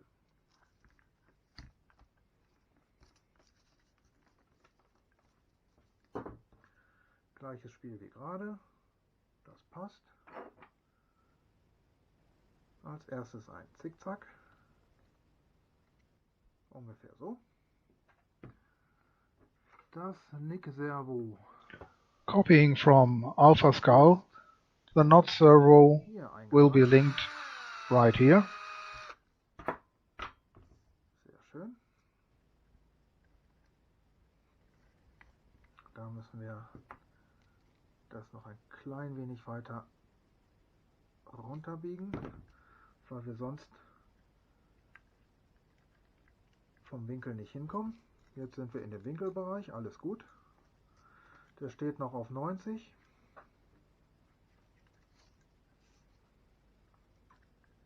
Dann sagen wir attach the rod end to the inner ball so we can cut the metal rod to length.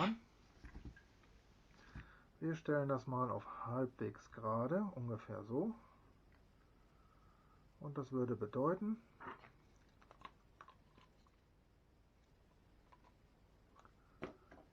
wir müssen die Gewindestange ungefähr hier schneiden.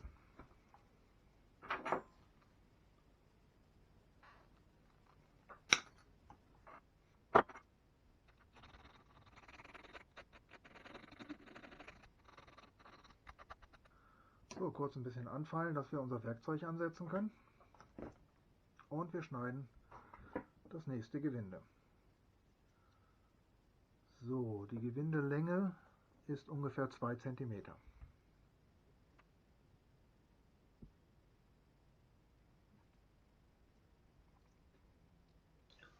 So here I'm cutting a thread. The length of the thread is about 20 millimeters.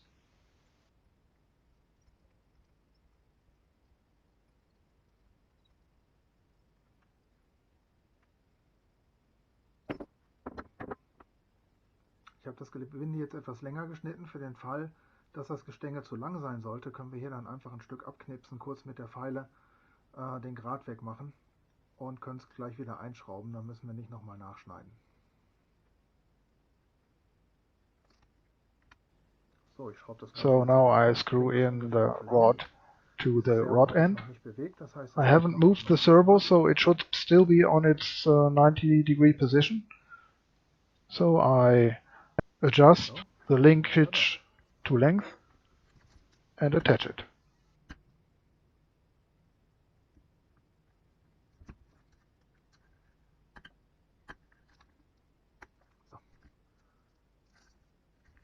Das steht.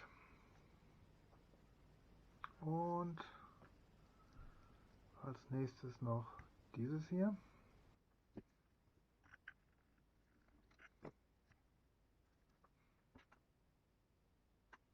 So, da habe ich hier noch eine Gewindestange liegen. Da habe ich noch ein Stück Gewindestange. Da ist das Gewinde schon drauf. Da müssen wir noch die Länge finden. So, und dieses Servo ist hier angeschlossen. Wahrscheinlich. Aufgrund dessen, dass wir hier keine, als Abstandshalter keine...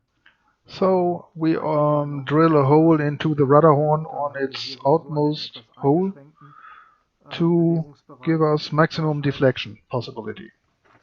But we can also use the second hole from the outside and drill that one open. We have a little limited deflection due to the self-securing nuts anyway. Ungefähr da.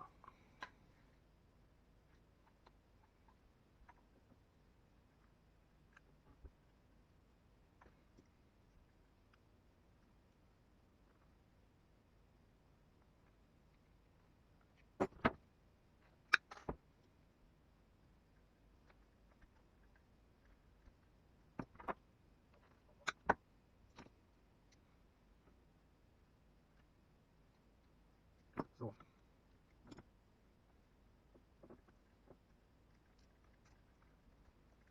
Da müssen wir noch eine kleine Zusatzbiegung dran machen, damit wir hier auf den Winkel besser kriegen. So.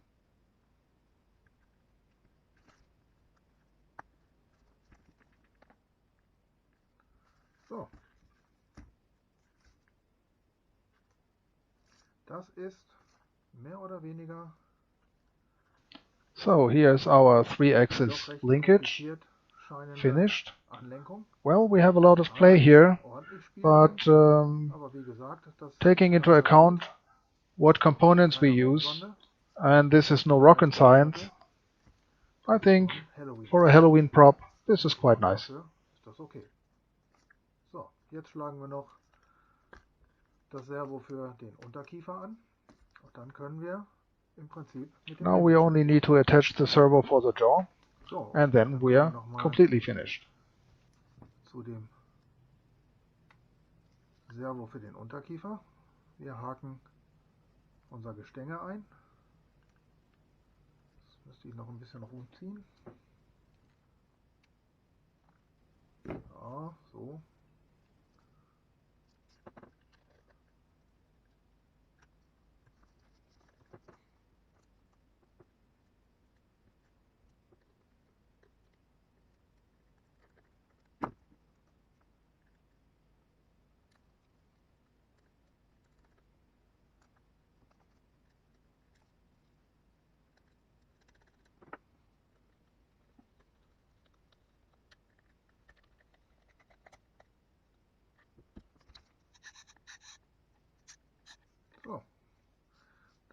funktioniert.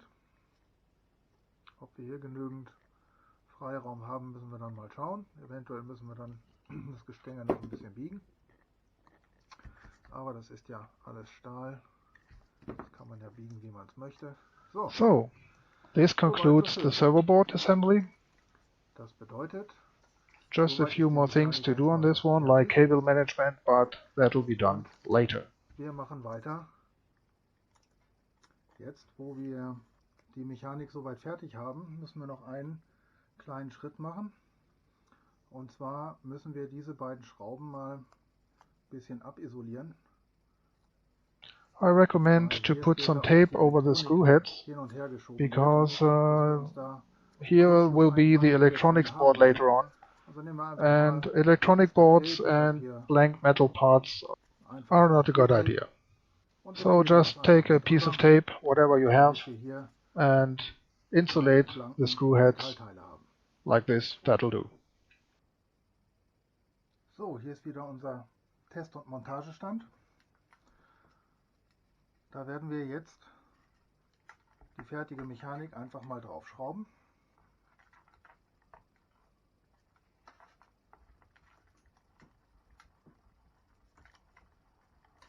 So, das soll reichen. Und wir kontern einmal die Mutter.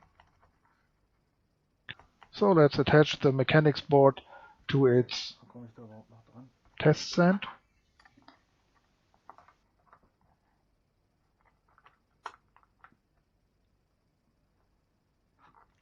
So, ist das Ganze halbwegs fest, halbwegs gerade.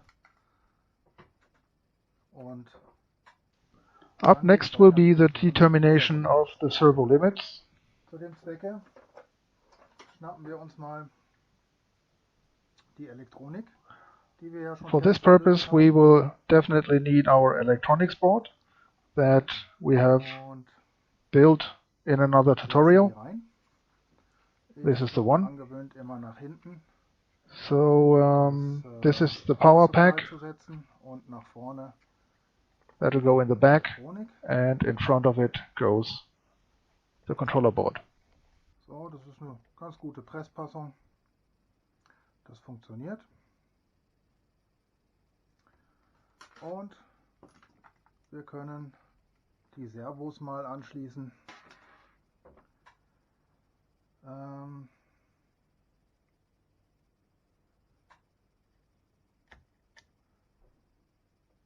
Wir haben von rechts nach links das Augenservo, dann bist du der Kiefer.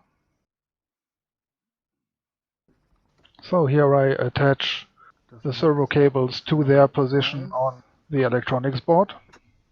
I have labeled the connectors with the numbers 1 through 6. Servo 1 is the nod movement, servo 2 is the head shake movement, servo 3 is the tilt movement, servo 4 is the jaw movement, servo 5 is x-axis of the eyes, and servo 6 is y-axis of the eyes. Und jetzt brauchen wir Strom und Power is a good idea. And the connection to the computer with its cable. I leave it plugged in while I do my programming. So we start our Arduino program and we load servo limits program. Here we program all commands in the command section to servo number 1, and I programmed all values in the command section to 90. So, ich habe das Programm draufgeflasht. Erst einmal mit allen Werten 90. Das bedeutet, So, hier ist momentan unsere I loaded the program on the Arduino, all values set to 90, and as we can see, the board is not straight. Die müssen wir hardwaremäßig noch ein bisschen So, besser einstellen. this has to be adjusted Müssen wir das Gestänge noch ein bisschen vergrößern. mechanically, Und and we will have to shorten wie man das the macht, link between the servo and the main rod. So for that, we have to detach the rudder horn, like this, and we shorten the link. Now, I'm turning the link in the wrong direction here because I cannot screw the thread in anymore. We have to shorten the thread, cut it off a little, and then reattach it to the rod end.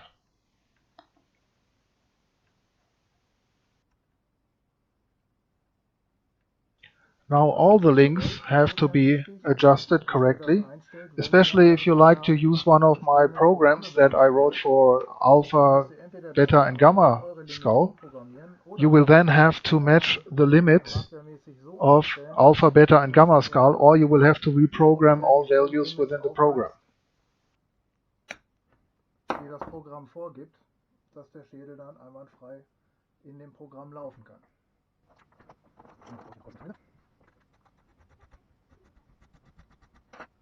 So, und jetzt geht das gekürzte Gewinde wieder zurück ins Gelenk.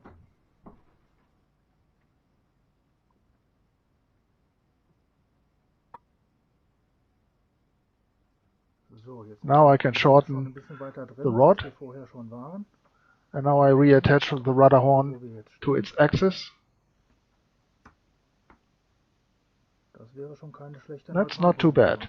Now the platform is facing upwards a little, but that's quite okay, because later on when the skull is attached, to have the skull facing straight, this platform must be elevated a little in the front. So this is quite okay. So, dann machen wir mal einen Test und schauen uns mal an, wo unsere Werte denn so liegen. Und ich werde jetzt einfach mal So now I change one of the 90 degrees values to 100 degrees and just watch in which direction the platform moves.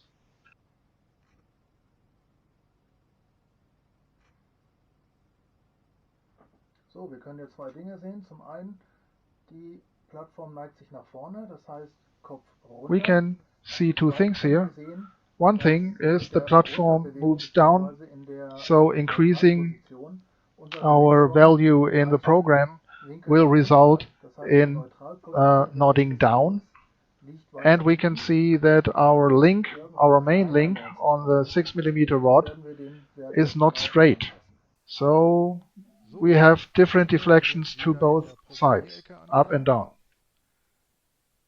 So our neutral position for the nod movement will be closer to 80 degrees.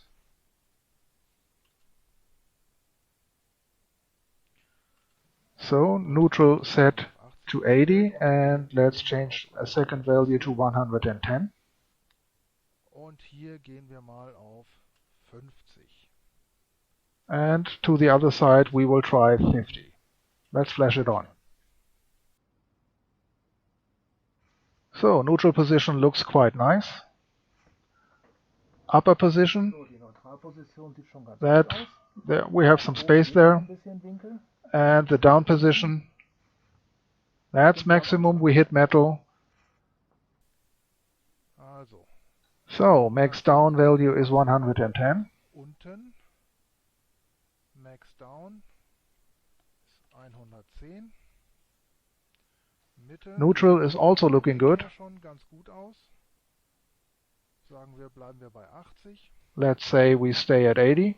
Und den Wert für maximal aufwärts müssen We still have a little space left before we hit max up, so we will change this value to 40 and see what it does. Max down is still hitting metal. Max up, still not quite there. Ja, versuchen wir mal rauf. Noch weitere 5 Grad oder weitere 10. Gehen wir mal auf 30 und schauen uns das an. Let's try 30. So, die Werte sind aufgeladen. Max up hits the metal. That's max up. That's quite good. Max down is hitting metal. That's good as well.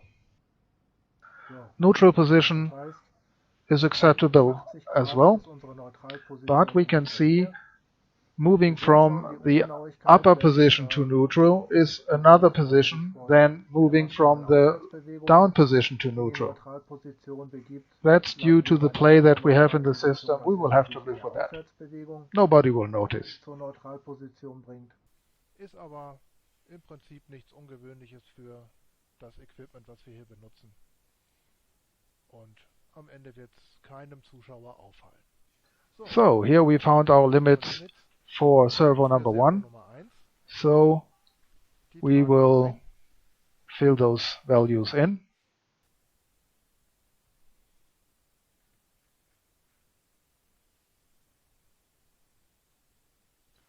Max up is 30. Save, and that's it. Speichern, wunderbar.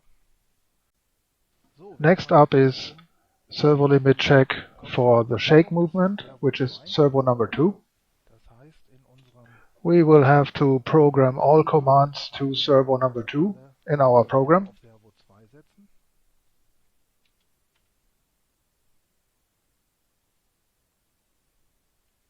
Wir beginnen Again, we begin with programming all values to 90, damit and then we'll take a look at the platform, how that one stands.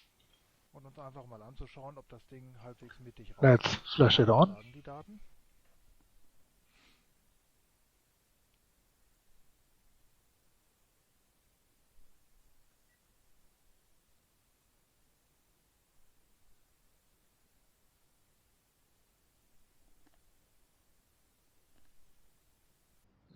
So this is our neutral position for the shake movement. And as movements and positions are hard to spot here, let's make a marker to help us navigate. So this marks the middle position of our servo board. And we will have to straighten that a little on our test stand. Den Träger jetzt gerade vor mich hinstelle, stelle ich das jetzt einfach mal. So we will have to turn it a little, like this. So this is our neutral position and the basis for all programming on this channel. Wir gehen zurück in die Programmierecke. Sage ich jetzt mal So we program 120 degrees to one side 120 zur einen, and 60 to the other side. anderen Seite. Das sind 30 Grad in die That's Richtung. 30 degrees in Jetzt rüber. each direction.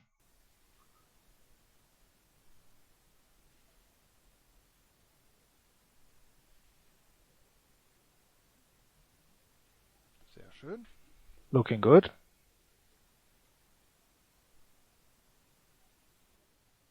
So, So we can increase the values.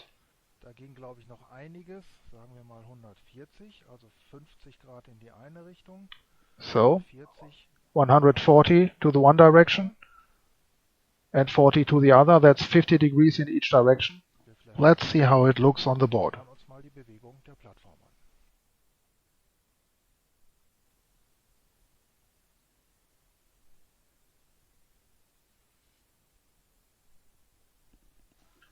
Port side looks good.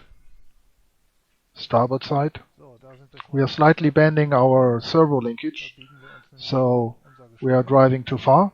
Have to take it back by 5 or 10 degrees.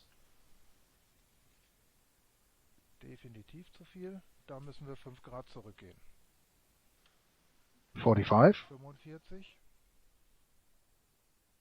Und dann And schauen wir let's see whether we have some space left to the other side. weil dann müssten wir If einfach we den do, Nullpunkt woanders we have different deflection to both sides, and we will have to shift Wir our neutral position. und schauen uns an, was macht die Plattform.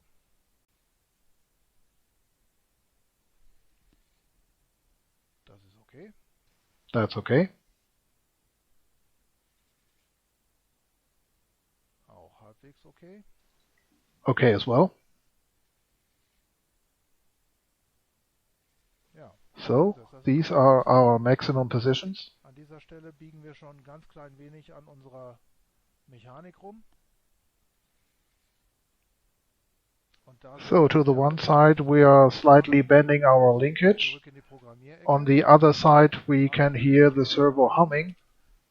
So our limits will be 145 80 Grad and 50. sind die Limits.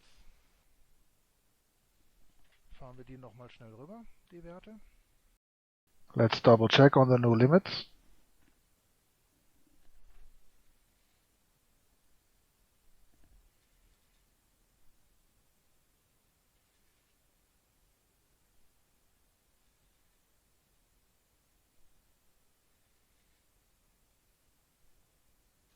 Tja, I'd say so können die we stehen. found good limits here.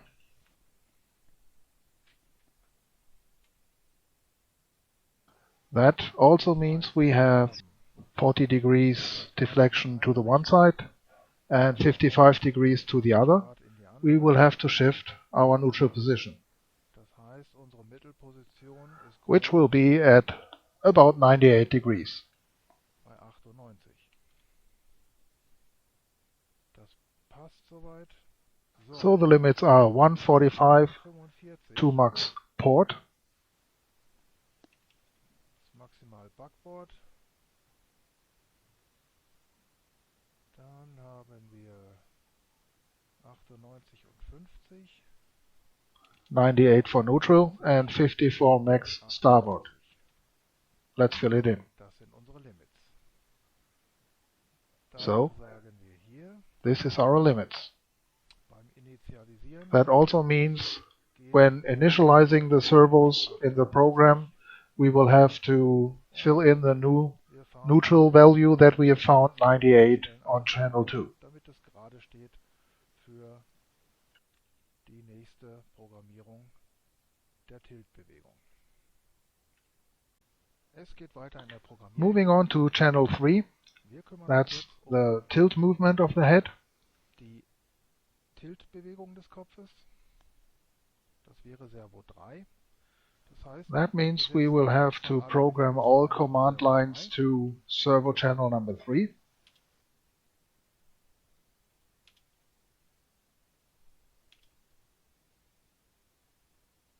So, und Servo 3 At the moment we have a neutral point of 90 degrees. von 90 Grad. We will keep that Hier überall. for further programming. So, und dann sagen wir hier mal So first set of movements, die Bewegung let's say 110, 110 one direction, und 70 in die andere. and so 70 to 20 the Grad other. in jede Richtung. Wir flashen das drauf. Let's flash it on and keep an eye on which move to which side goes Und first. schauen uns an, in welche Richtung die Plattform zuerst geht und wie weit.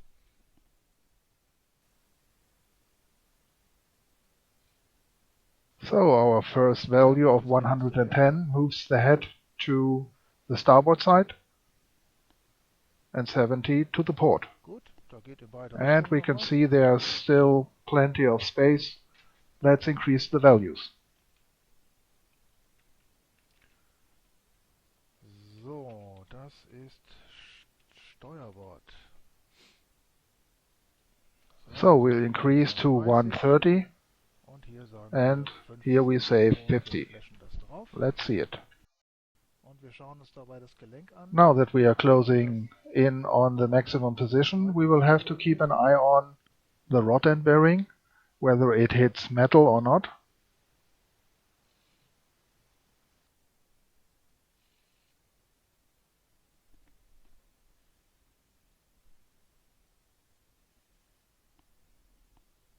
So this is looking good so far. Doch schon. It moves completely to one side without hitting the metal, so this is our max position to one side.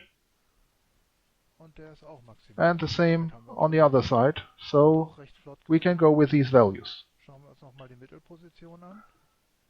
Let's check the neutral position. Ja, die kann ich That gleich may be mal reset a steuern. little to the starboard, 5 degrees. Dann tät ich sagen, So let's shift the value for neutral position to 95, flash it on, and see how it behaves. und 95. Wir flashen das nochmal drauf.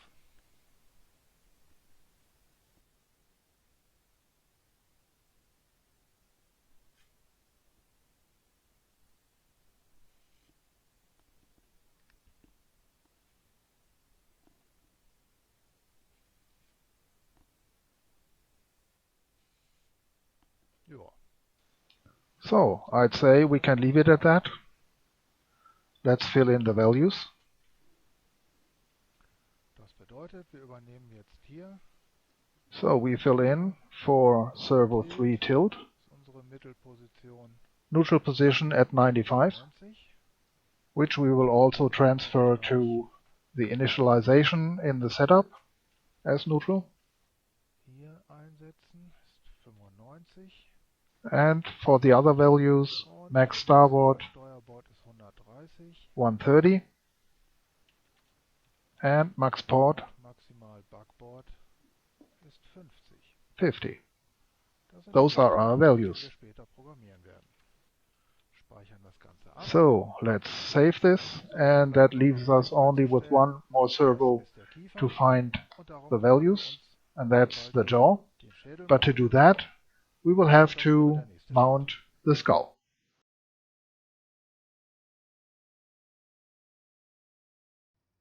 Wir kommen nun zum nächsten. So we will fit now the servo board to the skull, but I left out one step before, and that's backfiring on me now.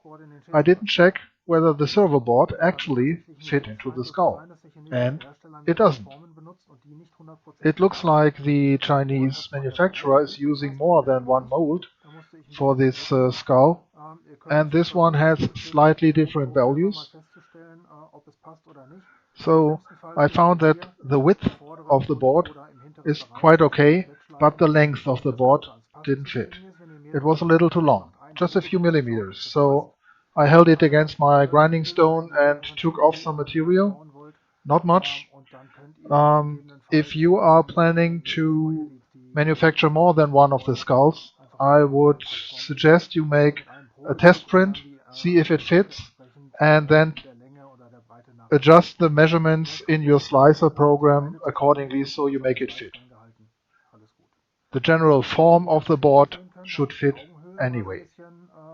As you can see here, I took some black paint and painted the eye cavities a little. I don't like it if you can look into the skull and it is lighted and you can see mechanics inside working. That takes away a little of the magic. I don't like that, so you may want to take a little black paint. That'll take care of that problem. When I was cutting the skull earlier, I accidentally cut the nasal septum. Cut it here in my hand. I will have to reattach it later when we put in the eyes board. Now, in order to fit the main board into the skull, we will have to attach some screws. And you can see these risers, additional risers, that are on the bottom side of the board. Those are the attaching points for the screws. So we will have to mark their position on the skull and drill the holes accordingly. Let's go. Und entsprechend dann die Löcher bohren und schon mal provisorische Halteschrauben reinmachen. Dazu nehme ich lange M3-Schrauben. Solange der When the skull is finally assembled, I will use 3mm grub screws that you can't see from the outside to attach the board. As for now, as we are still experimenting, just take standard M3 screws like M3 by 30mm like these, and you can easily screw them in and out as you need. And once everything is done with the skull, then you use grub screws. So for now we will fit these standard screws to hold our board in place. To do that, we will mark where the risers are on the board. There's one, and there's one, and another one.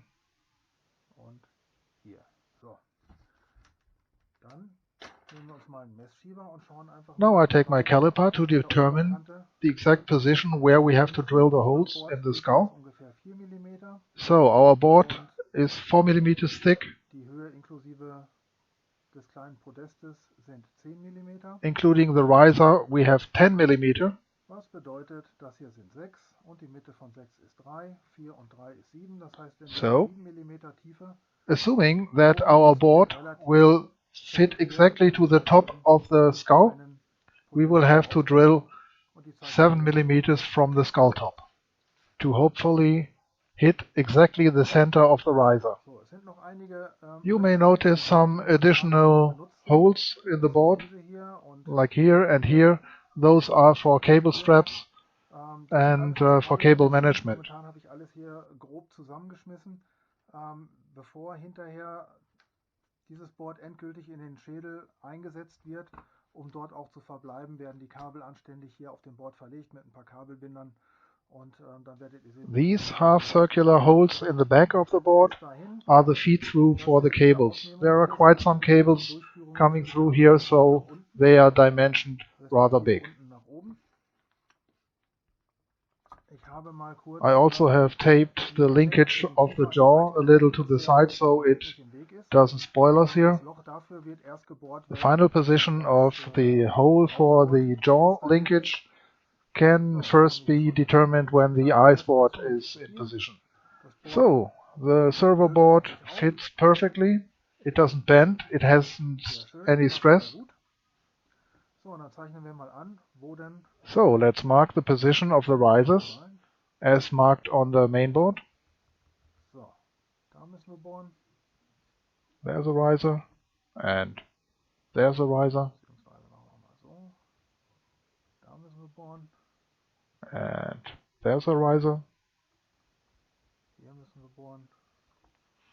and finally, you guessed it, there's a riser. Let's also mark the middle position of each riser because that's where we have to drill. There we have to drill. There we have to drill. And there we have to drill. And here's the trick. Take the caliper, if you have them, adjust it to 7 millimeters, and then you take your caliper, position the upper tip on the mark where we have to drill, and then push in the lower tip, which leaves a little mark, a little hole, which will guide our drill. And repeat.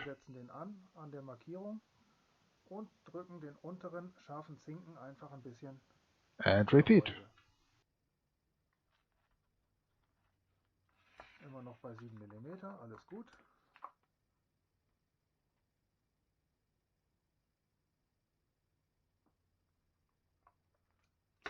So, das sind we will use 3 millimeter bolts to attach the servo board to the skull, and that means that the screw will have to cut its own thread into the skull wall, and that means our core drill hole mustn't be bigger than 2.5 millimeter. So our final drill will be 2.5. Ist aber eigentlich nicht vorgesehen. Wenn wir mit dem richtigen Kernlochdurchmesser hier vorbohren, können wir die Schrauben direkt reinsetzen.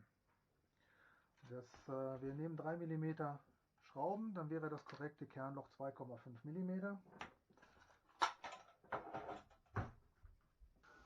Though 2.5 will be our final value, I have a 1.5 millimeter drill here, and I will pre-drill the hole. And as you can see, you have to go straight in, keep it really straight in all axes. And then when you hit through the wall, keep on going just a little more, pull it out, and you can see I have a blue tip here on the drill. I hit a little of the material of the carrier board, and that's exactly what we want, because that leaves a mark where later the screw will rest. Sich selber zentriert und auch dafür sorgt, dass die Klemmpassung Kräfte aufnehmen kann und das blaue Board nicht einfach rausrutscht.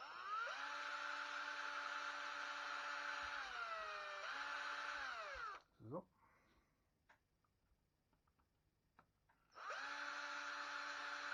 Again, drill through and keep going just a little longer.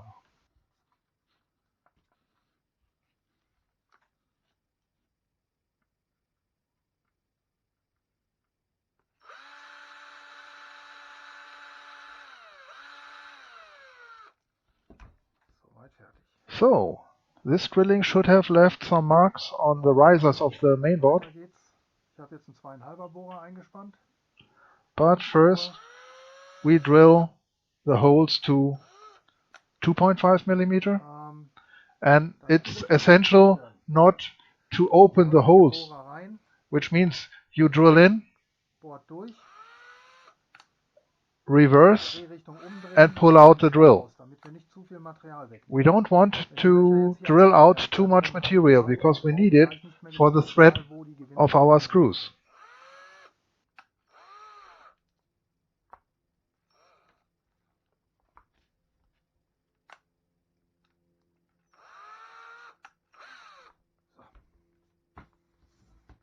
That should do it. So, Here we can see the marks that our 1.5 millimeter drill has left in the risers. They are pretty central, they are all good. We will open them up to 2.5 just through the surface. Not all the way in, just hit the surface, make a small cavity in which the screw can rest. auf, dass wir in die Oberfläche eine kleine Vertiefung kriegen, wo dann später unsere Schrauben wirklich auch einrasten können. Here I can open them up just a little more by taking a slightly bigger drill bit. Just give it a few turns, no more. Das würde ich jetzt nicht. As we don't want these holes to be too big, do it manually, don't take a drill machine. Das ist nämlich auch schnell mal passiert. So. Und so.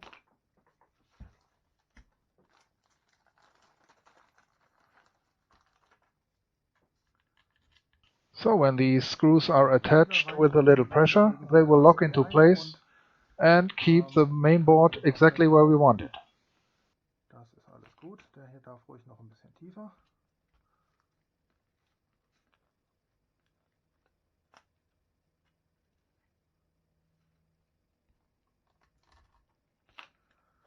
Soweit so schön.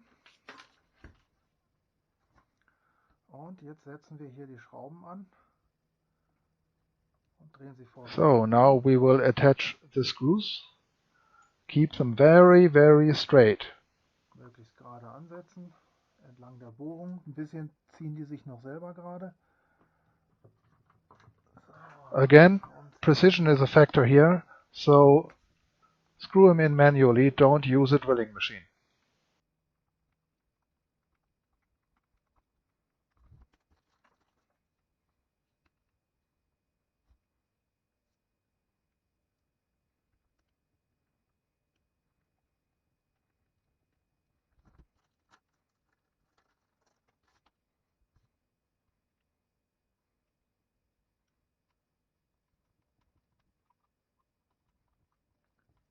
So, normalerweise nehme ich etwas kürzere Schrauben dafür, die sind schon ziemlich lang, aber ich finde die Kiste mit den Schrauben gerade nicht, also müssen es die tun. Die kommen ja am Ende wieder raus und es kommen dann Madenschrauben rein und dann ist das egal. So, da ist noch ein Grat, der muss weg. So.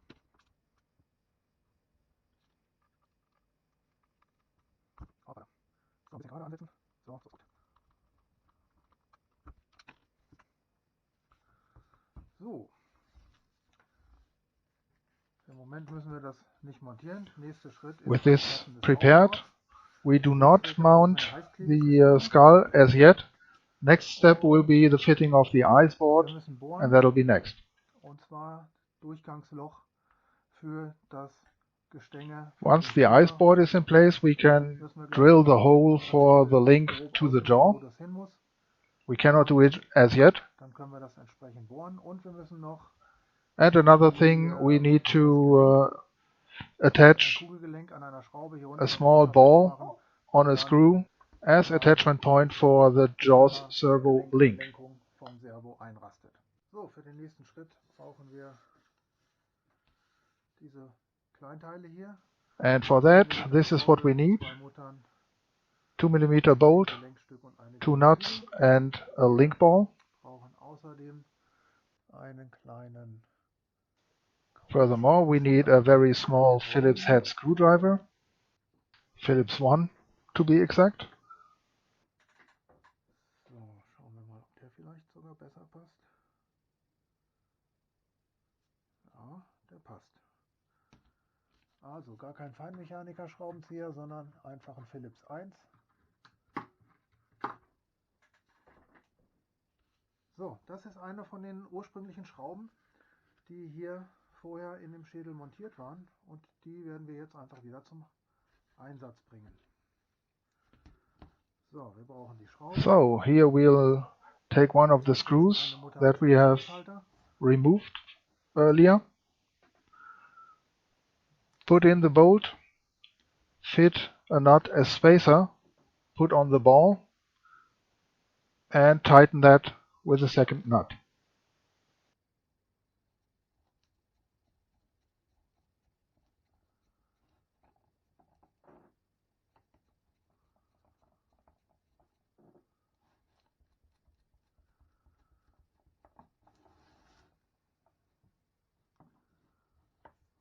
Wo kommen wir denn da dran? Nicht gut, wir kommen da gar nicht dran.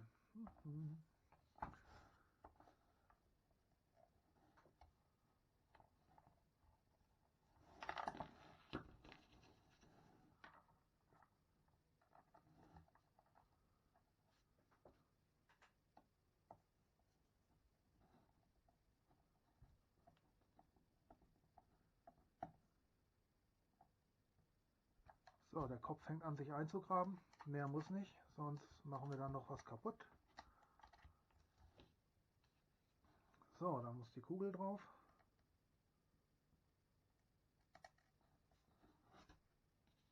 Und schließlich die Mutter. Alles nicht ganz so einfach mit diesem winzig kleinen Zeug.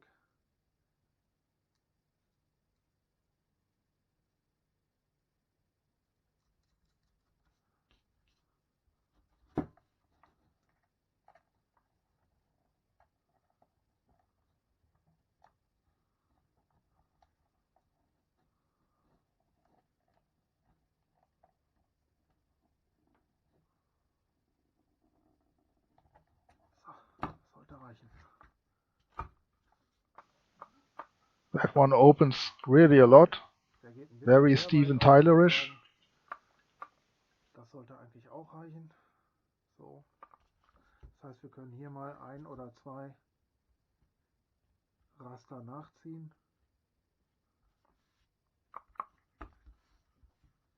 Maybe we have to readjust the jaw a little.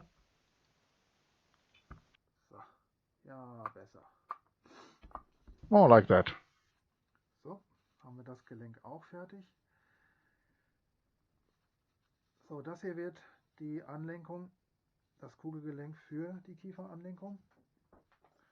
Und So, what I have here, and you can see, is the rod end. There you can see it.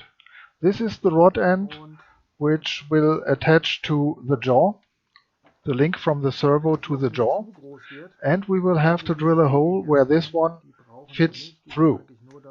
And we can cut it a little down, so we have to drill smaller diameter by removing these plastic pieces here. So we'll end up with 4 mm hole that will have to be drilled for this one. Dann schnappen wir uns mal unser Augenboard. So let's take our eyes board Auf maximal aufwärts and let's adjust the y-axis to maximum up. halbwegs trocken. Ungefähr da würde This es hinkommen. is about the position.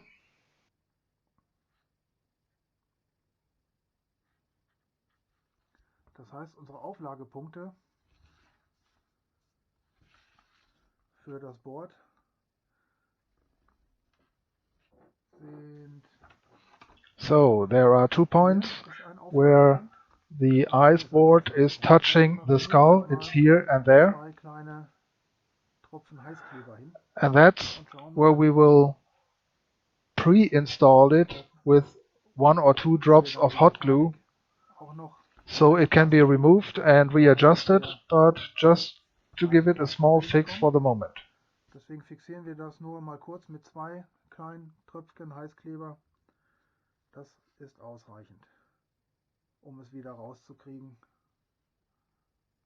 Also hier ungefähr. So, jetzt brauche ich mal was zum Drauflegen. So.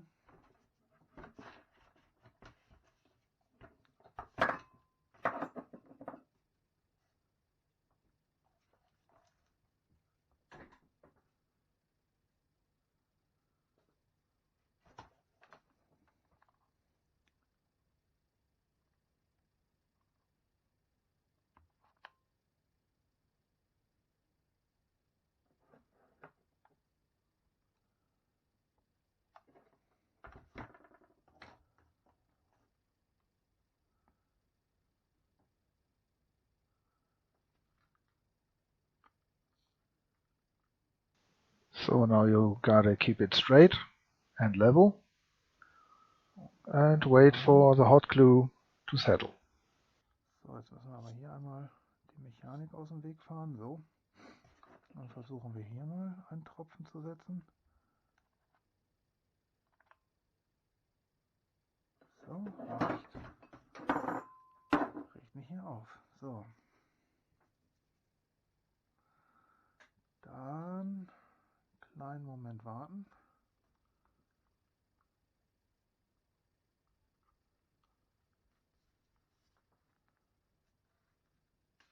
So, das ist momentan ungefähr der Winkel. Und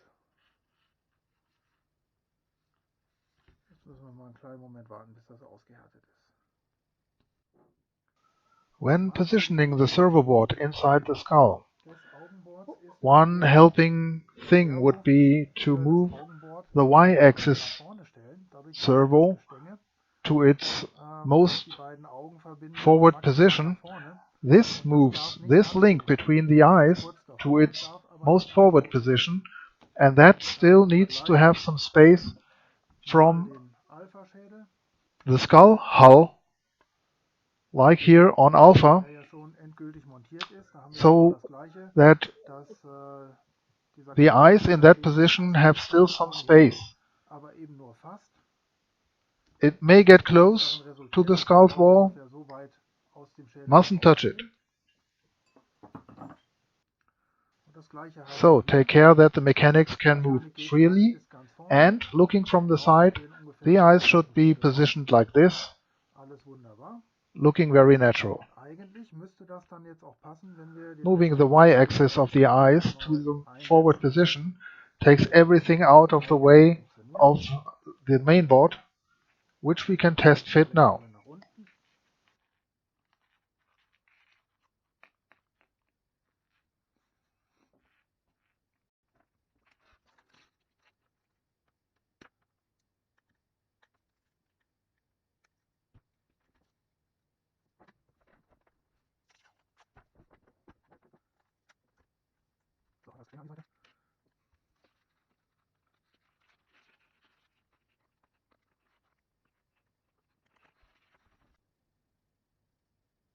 Wenn wir jetzt das Mechanikboard in den Schädel einpassen, müssen wir schauen, dass wir an dem Now, with the eyes board attached, we will have to adjust this angle bracket just a few degrees. We have to bend it a little backwards,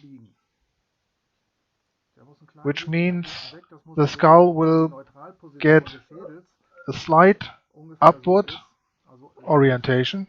The top line of the skull opening is not straight compared to the face. So to have a straight face, the top line of the skull opening must face upward a little. And we can adjust that by just slightly bending that angle bracket a little to the back to give the main board a slightly upward elevation.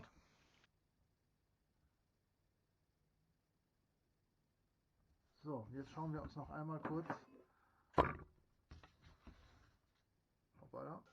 So let's draw out Alpha Skull. Here we can see where the hole for the jaw link must be, and we can compare to the Delta Skull because we have already our eyes board attached. So At the edge of the servo, we need to drill. So, da kann man sehen. Ja, hier ist die Referenzlinie vom Servo und direkt davor müssen wir runter. Das heißt, das entspricht an unserem Modellschädel genau hier. Da müssen wir mal bohren.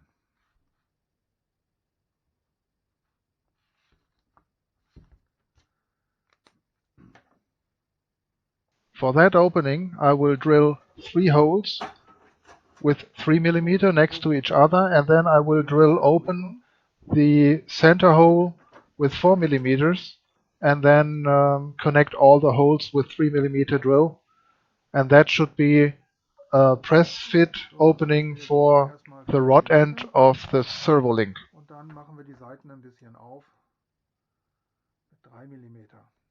Das heißt, wir fangen an mit einem 3 mm Bohrer und bohren dann mit dem Vierer auf in der Mitte.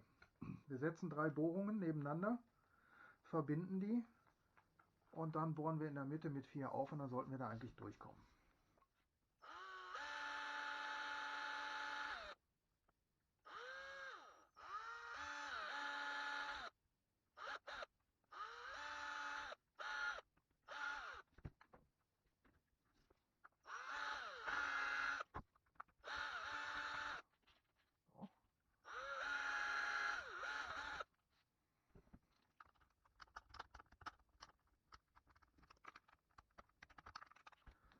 Soweit, so gut.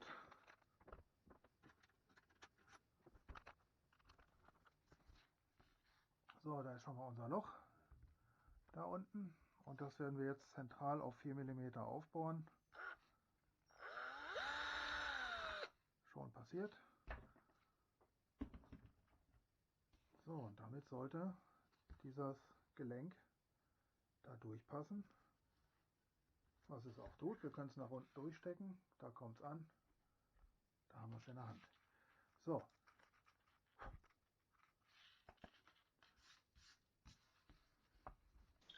If this opening should be slightly out of position, no problem, we can adjust the link Damit brauchen wir auch as we need. kein Klebeband mehr, um dieses Gestänge zurückzubinden.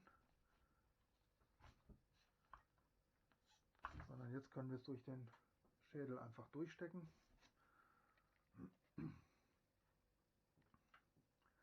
Wie gesagt, Now with the ice board extrem in position enge Sache. and as we try to fit the main board in, this is going to be a very close thing. Vielleicht könnte man den We do Heizkörper not have noch much 10 space. Zentimeter zurücksetzen. I might reconsider moving the angle bracket a little Ich denke mal, to the rear of the skull. hier Maybe I will redesign, but und von oben for this ein design Mechanikteil it's nach going to hier. be very, very Hier close. muss man sowieso So ran. pay attention when Von mounting daher würde das the auch gehen, main board into the skull. einen Zentimeter weiter nach hinten zu setzen. Dann würde ich allerdings empfehlen, hier keine Kontermutter, sondern nur eine Scheibe hinzusetzen, dass die Achse, an der das Ganze aufgehängt wird, nicht zu weit nach hinten wandert.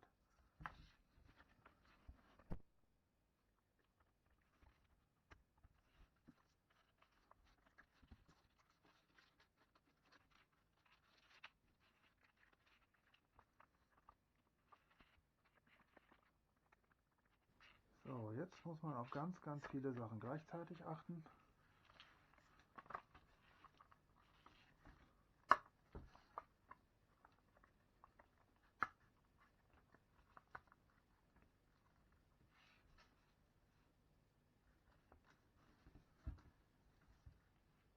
So, das sieht doch schon ganz gut aus.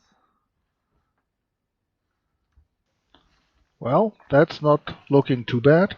Not too bad at all. Ich habe gerade gesehen, dass wir mit dem Loch für den Kiefer, für die Kieferanlenkung noch ein Stückchen nach Though I decided to re-drill also the hole einfach mal and move it a little to the front position as we were too far back. fräsen wir einfach mal mit dem Now that's Loch ein bisschen nach vorne. quite better.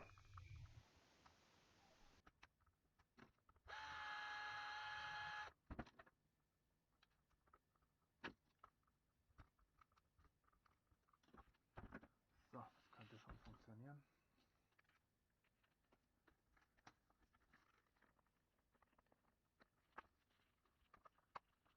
So, So, with that hole repositioned, Where is our link? Ja, That looks good. die wird noch ein bisschen gebogen. We will bend it a little, Das mit der Anlenkung. but the hole is good. We leave it as that. Die müssen wir halt hier ein bisschen nach vorderlicher biegen. Dann kommen wir da raus. Das sollte passen. Looking good. Im Prinzip Looks like we can in der Hoffnung, move dass wir on das from angeschlossen here. haben, sollte das jetzt so passen. Wir lassen das jetzt erstmal kurz With the liegen ice board in position, und I will do another limit check mal and drive the ice an das into Eisboard an the maximum und positions die Augen on einfach mal X in die and exakte Y axes Position und schauen, ob wir and genügend Platz just take a haben. look inside the skull Das bedeutet, whether wir ziehen die Kabel the movements of the servos are good with the main board or if we have any conflicts. so. This I will not show in this tutorial. Programmiere ich das mal eben. I left it out. So the limit check went well and we leave the ice board as is.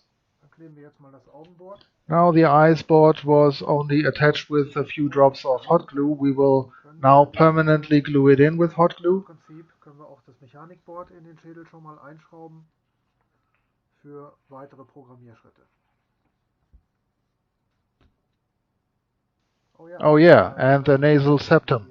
That will have to be reattached as well. Schauen wir mal. And with the hot glue gun heated up, Haben wir noch eine one thing I forgot, und zwar den the reset switch. The reset switch will have to be glued onto the housing like here. und noch So mit take a drop of hot glue, und lege das put it right there in and put in the push button. Richtung Board. Just like that, and let it settle. If you adjust one of my programs to your skull, you won't have much use for this. But if you'd like to program your own program, this will be a very, very important switch. I'll come back to that in the programming section. Kurz zu Ende. Ich habe in der Zwischenzeit hier den Reset-Knopf aufgeklebt. Der ist später ziemlich unsichtbar hinten, aber der wird uns noch nützlich sein, wenn es um die Programmierung geht. Ich habe zwischenzeitlich auch die And here's the nasal septum, also in its place again. weggefräst. Ist die auch wieder drin.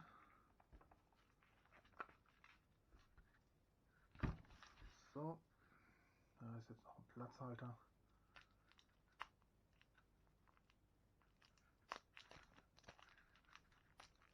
So, passt, wackelt und hat Luft. Gut, gut. So.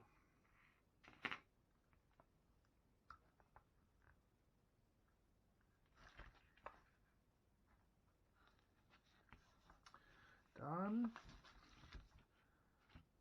Augen sind drin. So let's again, with everything installed, Dann können wir test install the mainboard.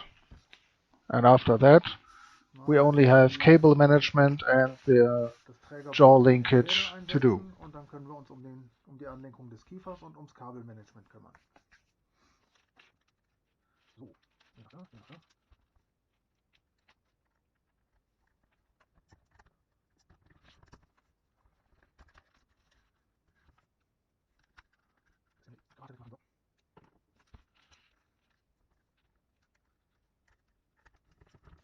Well, it still fits, so let's go on with our next step.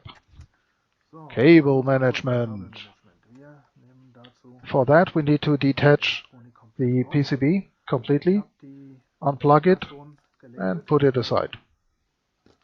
As to keep the cable mess to a minimum, there are several openings in the mainboard, Ein paar Öffnungen like this one, zum Beispiel to hier fit drin. through the connectors and other holes Mal for cable straps. Kabel durch. So follow my lead on this one Lassen das mal nach unten verschwinden. and cable management will be an easy thing.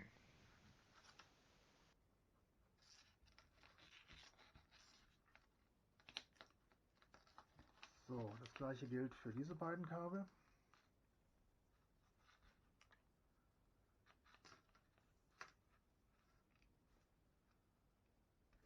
These two cables go through this one, from the top to the bottom side.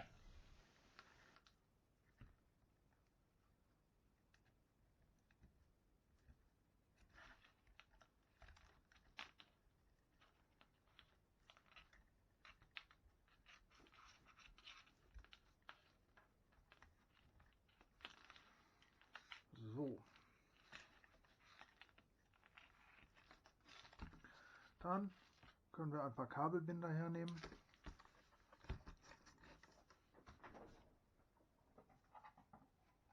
And we will need some cable straps.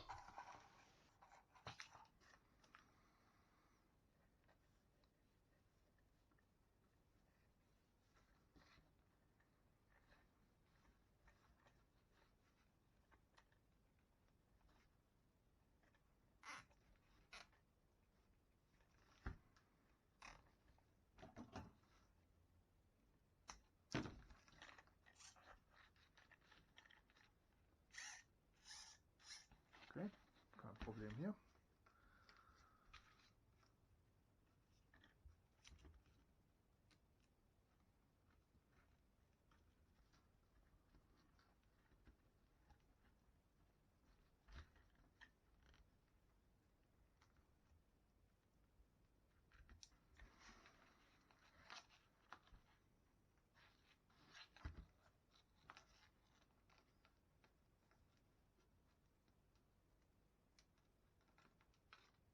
These cables will be looped through the cable strap, like this.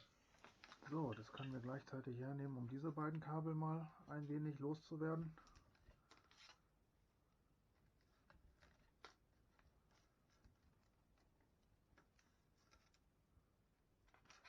And back out again.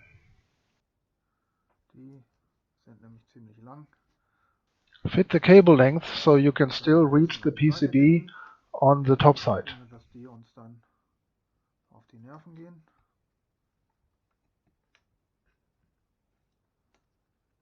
So, sind die aus dem Weg. Die sind auch ungefähr gleich lang.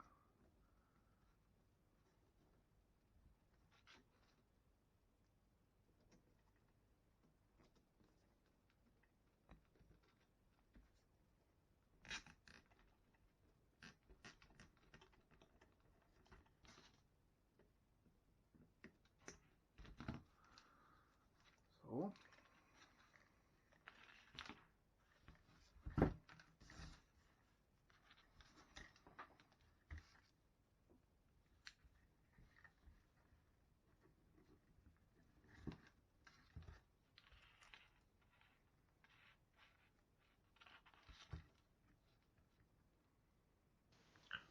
This cable will be looped as well. Hier kann man auch noch mal in der Schlaufe verlegen, dass es ein bisschen kürzer wird. All cables have about the same length, and they all can still reach the PCB on the top side. And this will be hidden on the underside, on the bottom side of the main board, inside the skull. Nobody's gonna look there. No trouble. Dafür sind die ganzen kleinen Bohrungen.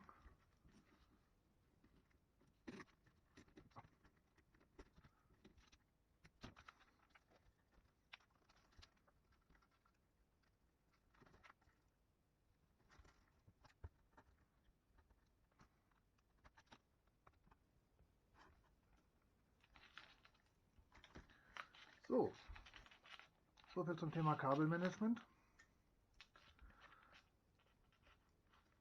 Wir bekommen jetzt alle Kabel mit mehr oder weniger der gleichen Länge von hinten durch diese beiden Aussparungen nach oben, dann ist alles schön. Now the cables coming from the skull, they will be kept loosely inside the skull. We don't touch them. So just keep them out of the way of the mechanics and you'll be fine. So, und die Versorgungsleitung. Don't forget the two main cables for power supply and command line to the master control PCB. Now you can refit the main board into the skull, but it seems like there is some hot glue from attaching the ice board, which is inhibiting the main board to fit in. We will have to get it out first.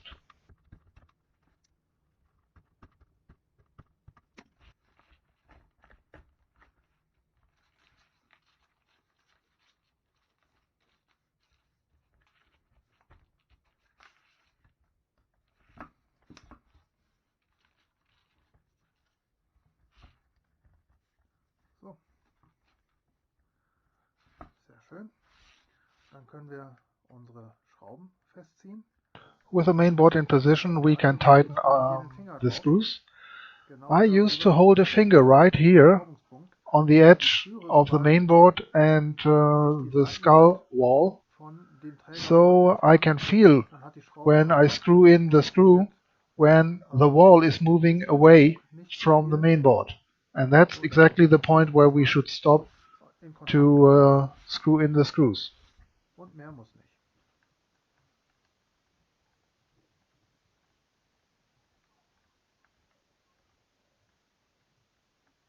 So, jetzt bewegt es sich. Yeah, it's moving, we stop.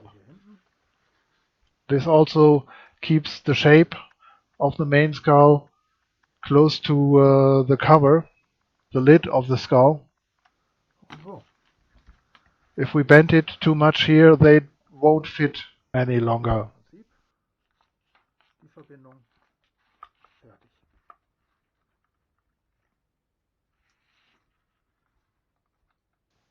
You read it, jaw adjustment.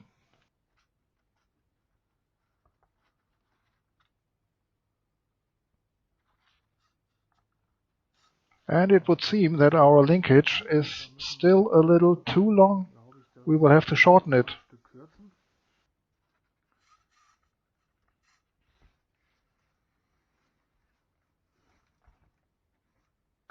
It's not an easy position to work in, but it can be done. To determine the exact length, we will take this rod end and estimate where it will be with jaw and servo in the right position. So you must drive the servo into a position like this one, which would be jaw closed, and then adjust the rod end to this position with the jaw closed.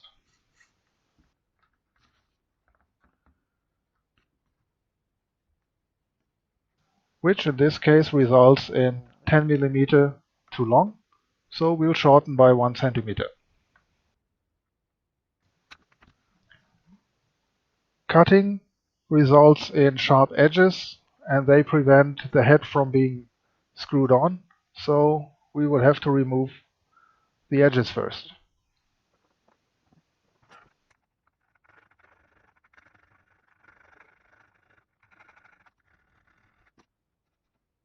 Now adjust again the servo to jaw closed position and then adjust the rod end to jaw closed.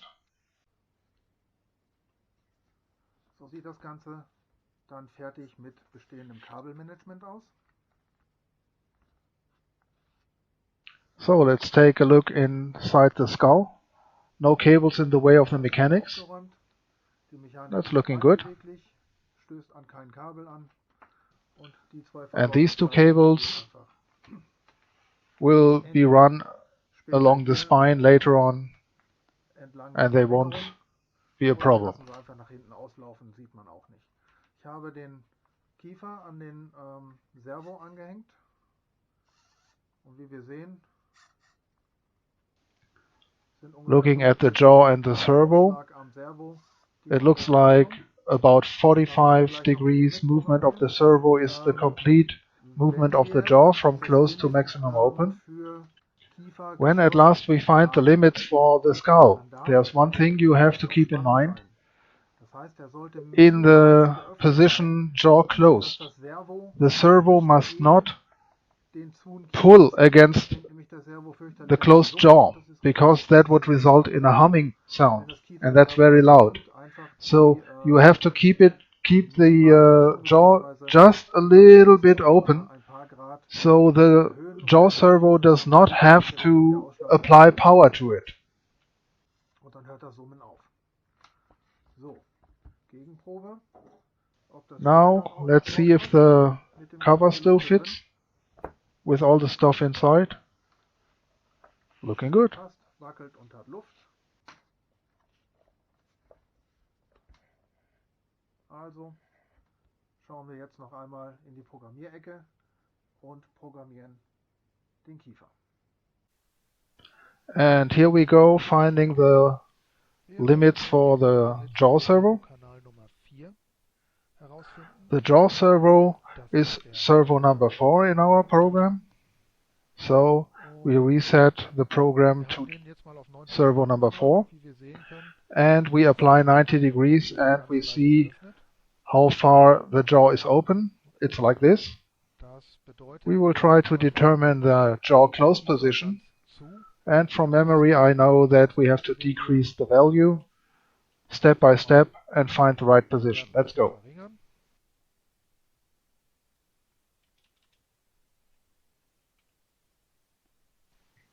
Values below 90 should close the jaw, and values above 90 should open it a little more. Let's see. Wir schauen jetzt einfach mal, was das System macht. Wir flashen das mal eben drauf. Wird jetzt hochgeladen.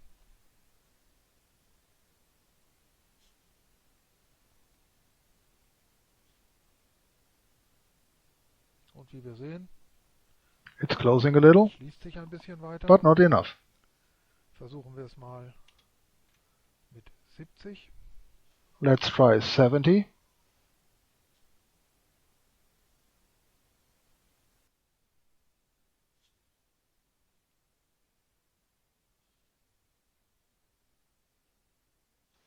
Yep, that's close. You can even hear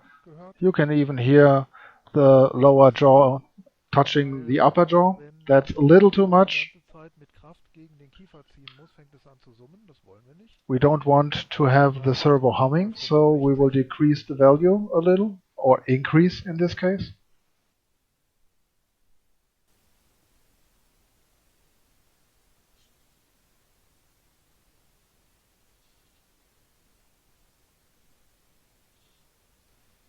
You can still hear the teeth touching.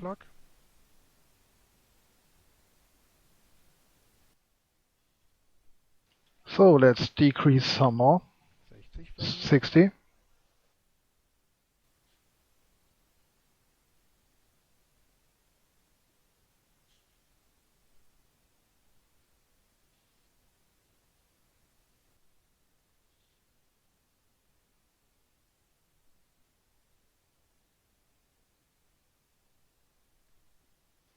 Well, I hit the wrong direction. Versuchen wir es mit 70. Let's try 70.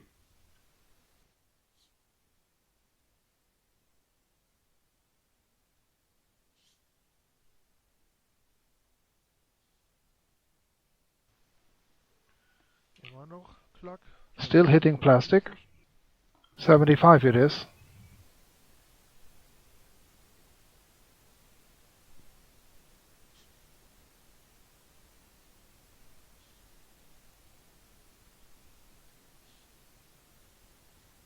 Das sieht gut aus. Sagen wir mal. So let's note this. Jaw all closed, 75 degrees. 75. So let's find max open and do the Mick Jagger. How about 110?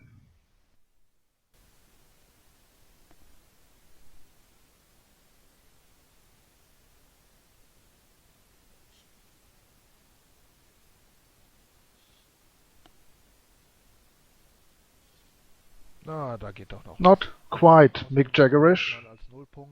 We'll have some more. But we will initialize this servo at its close position at 75. Wir auch hier. Wir initialisieren mit 75. 75 und sagen auch hier 75.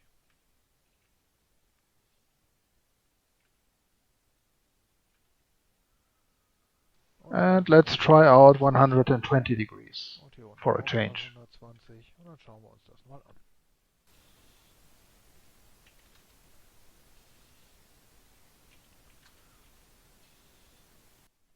So, versuchen wir mal 130. Looking good, but let's also try 130.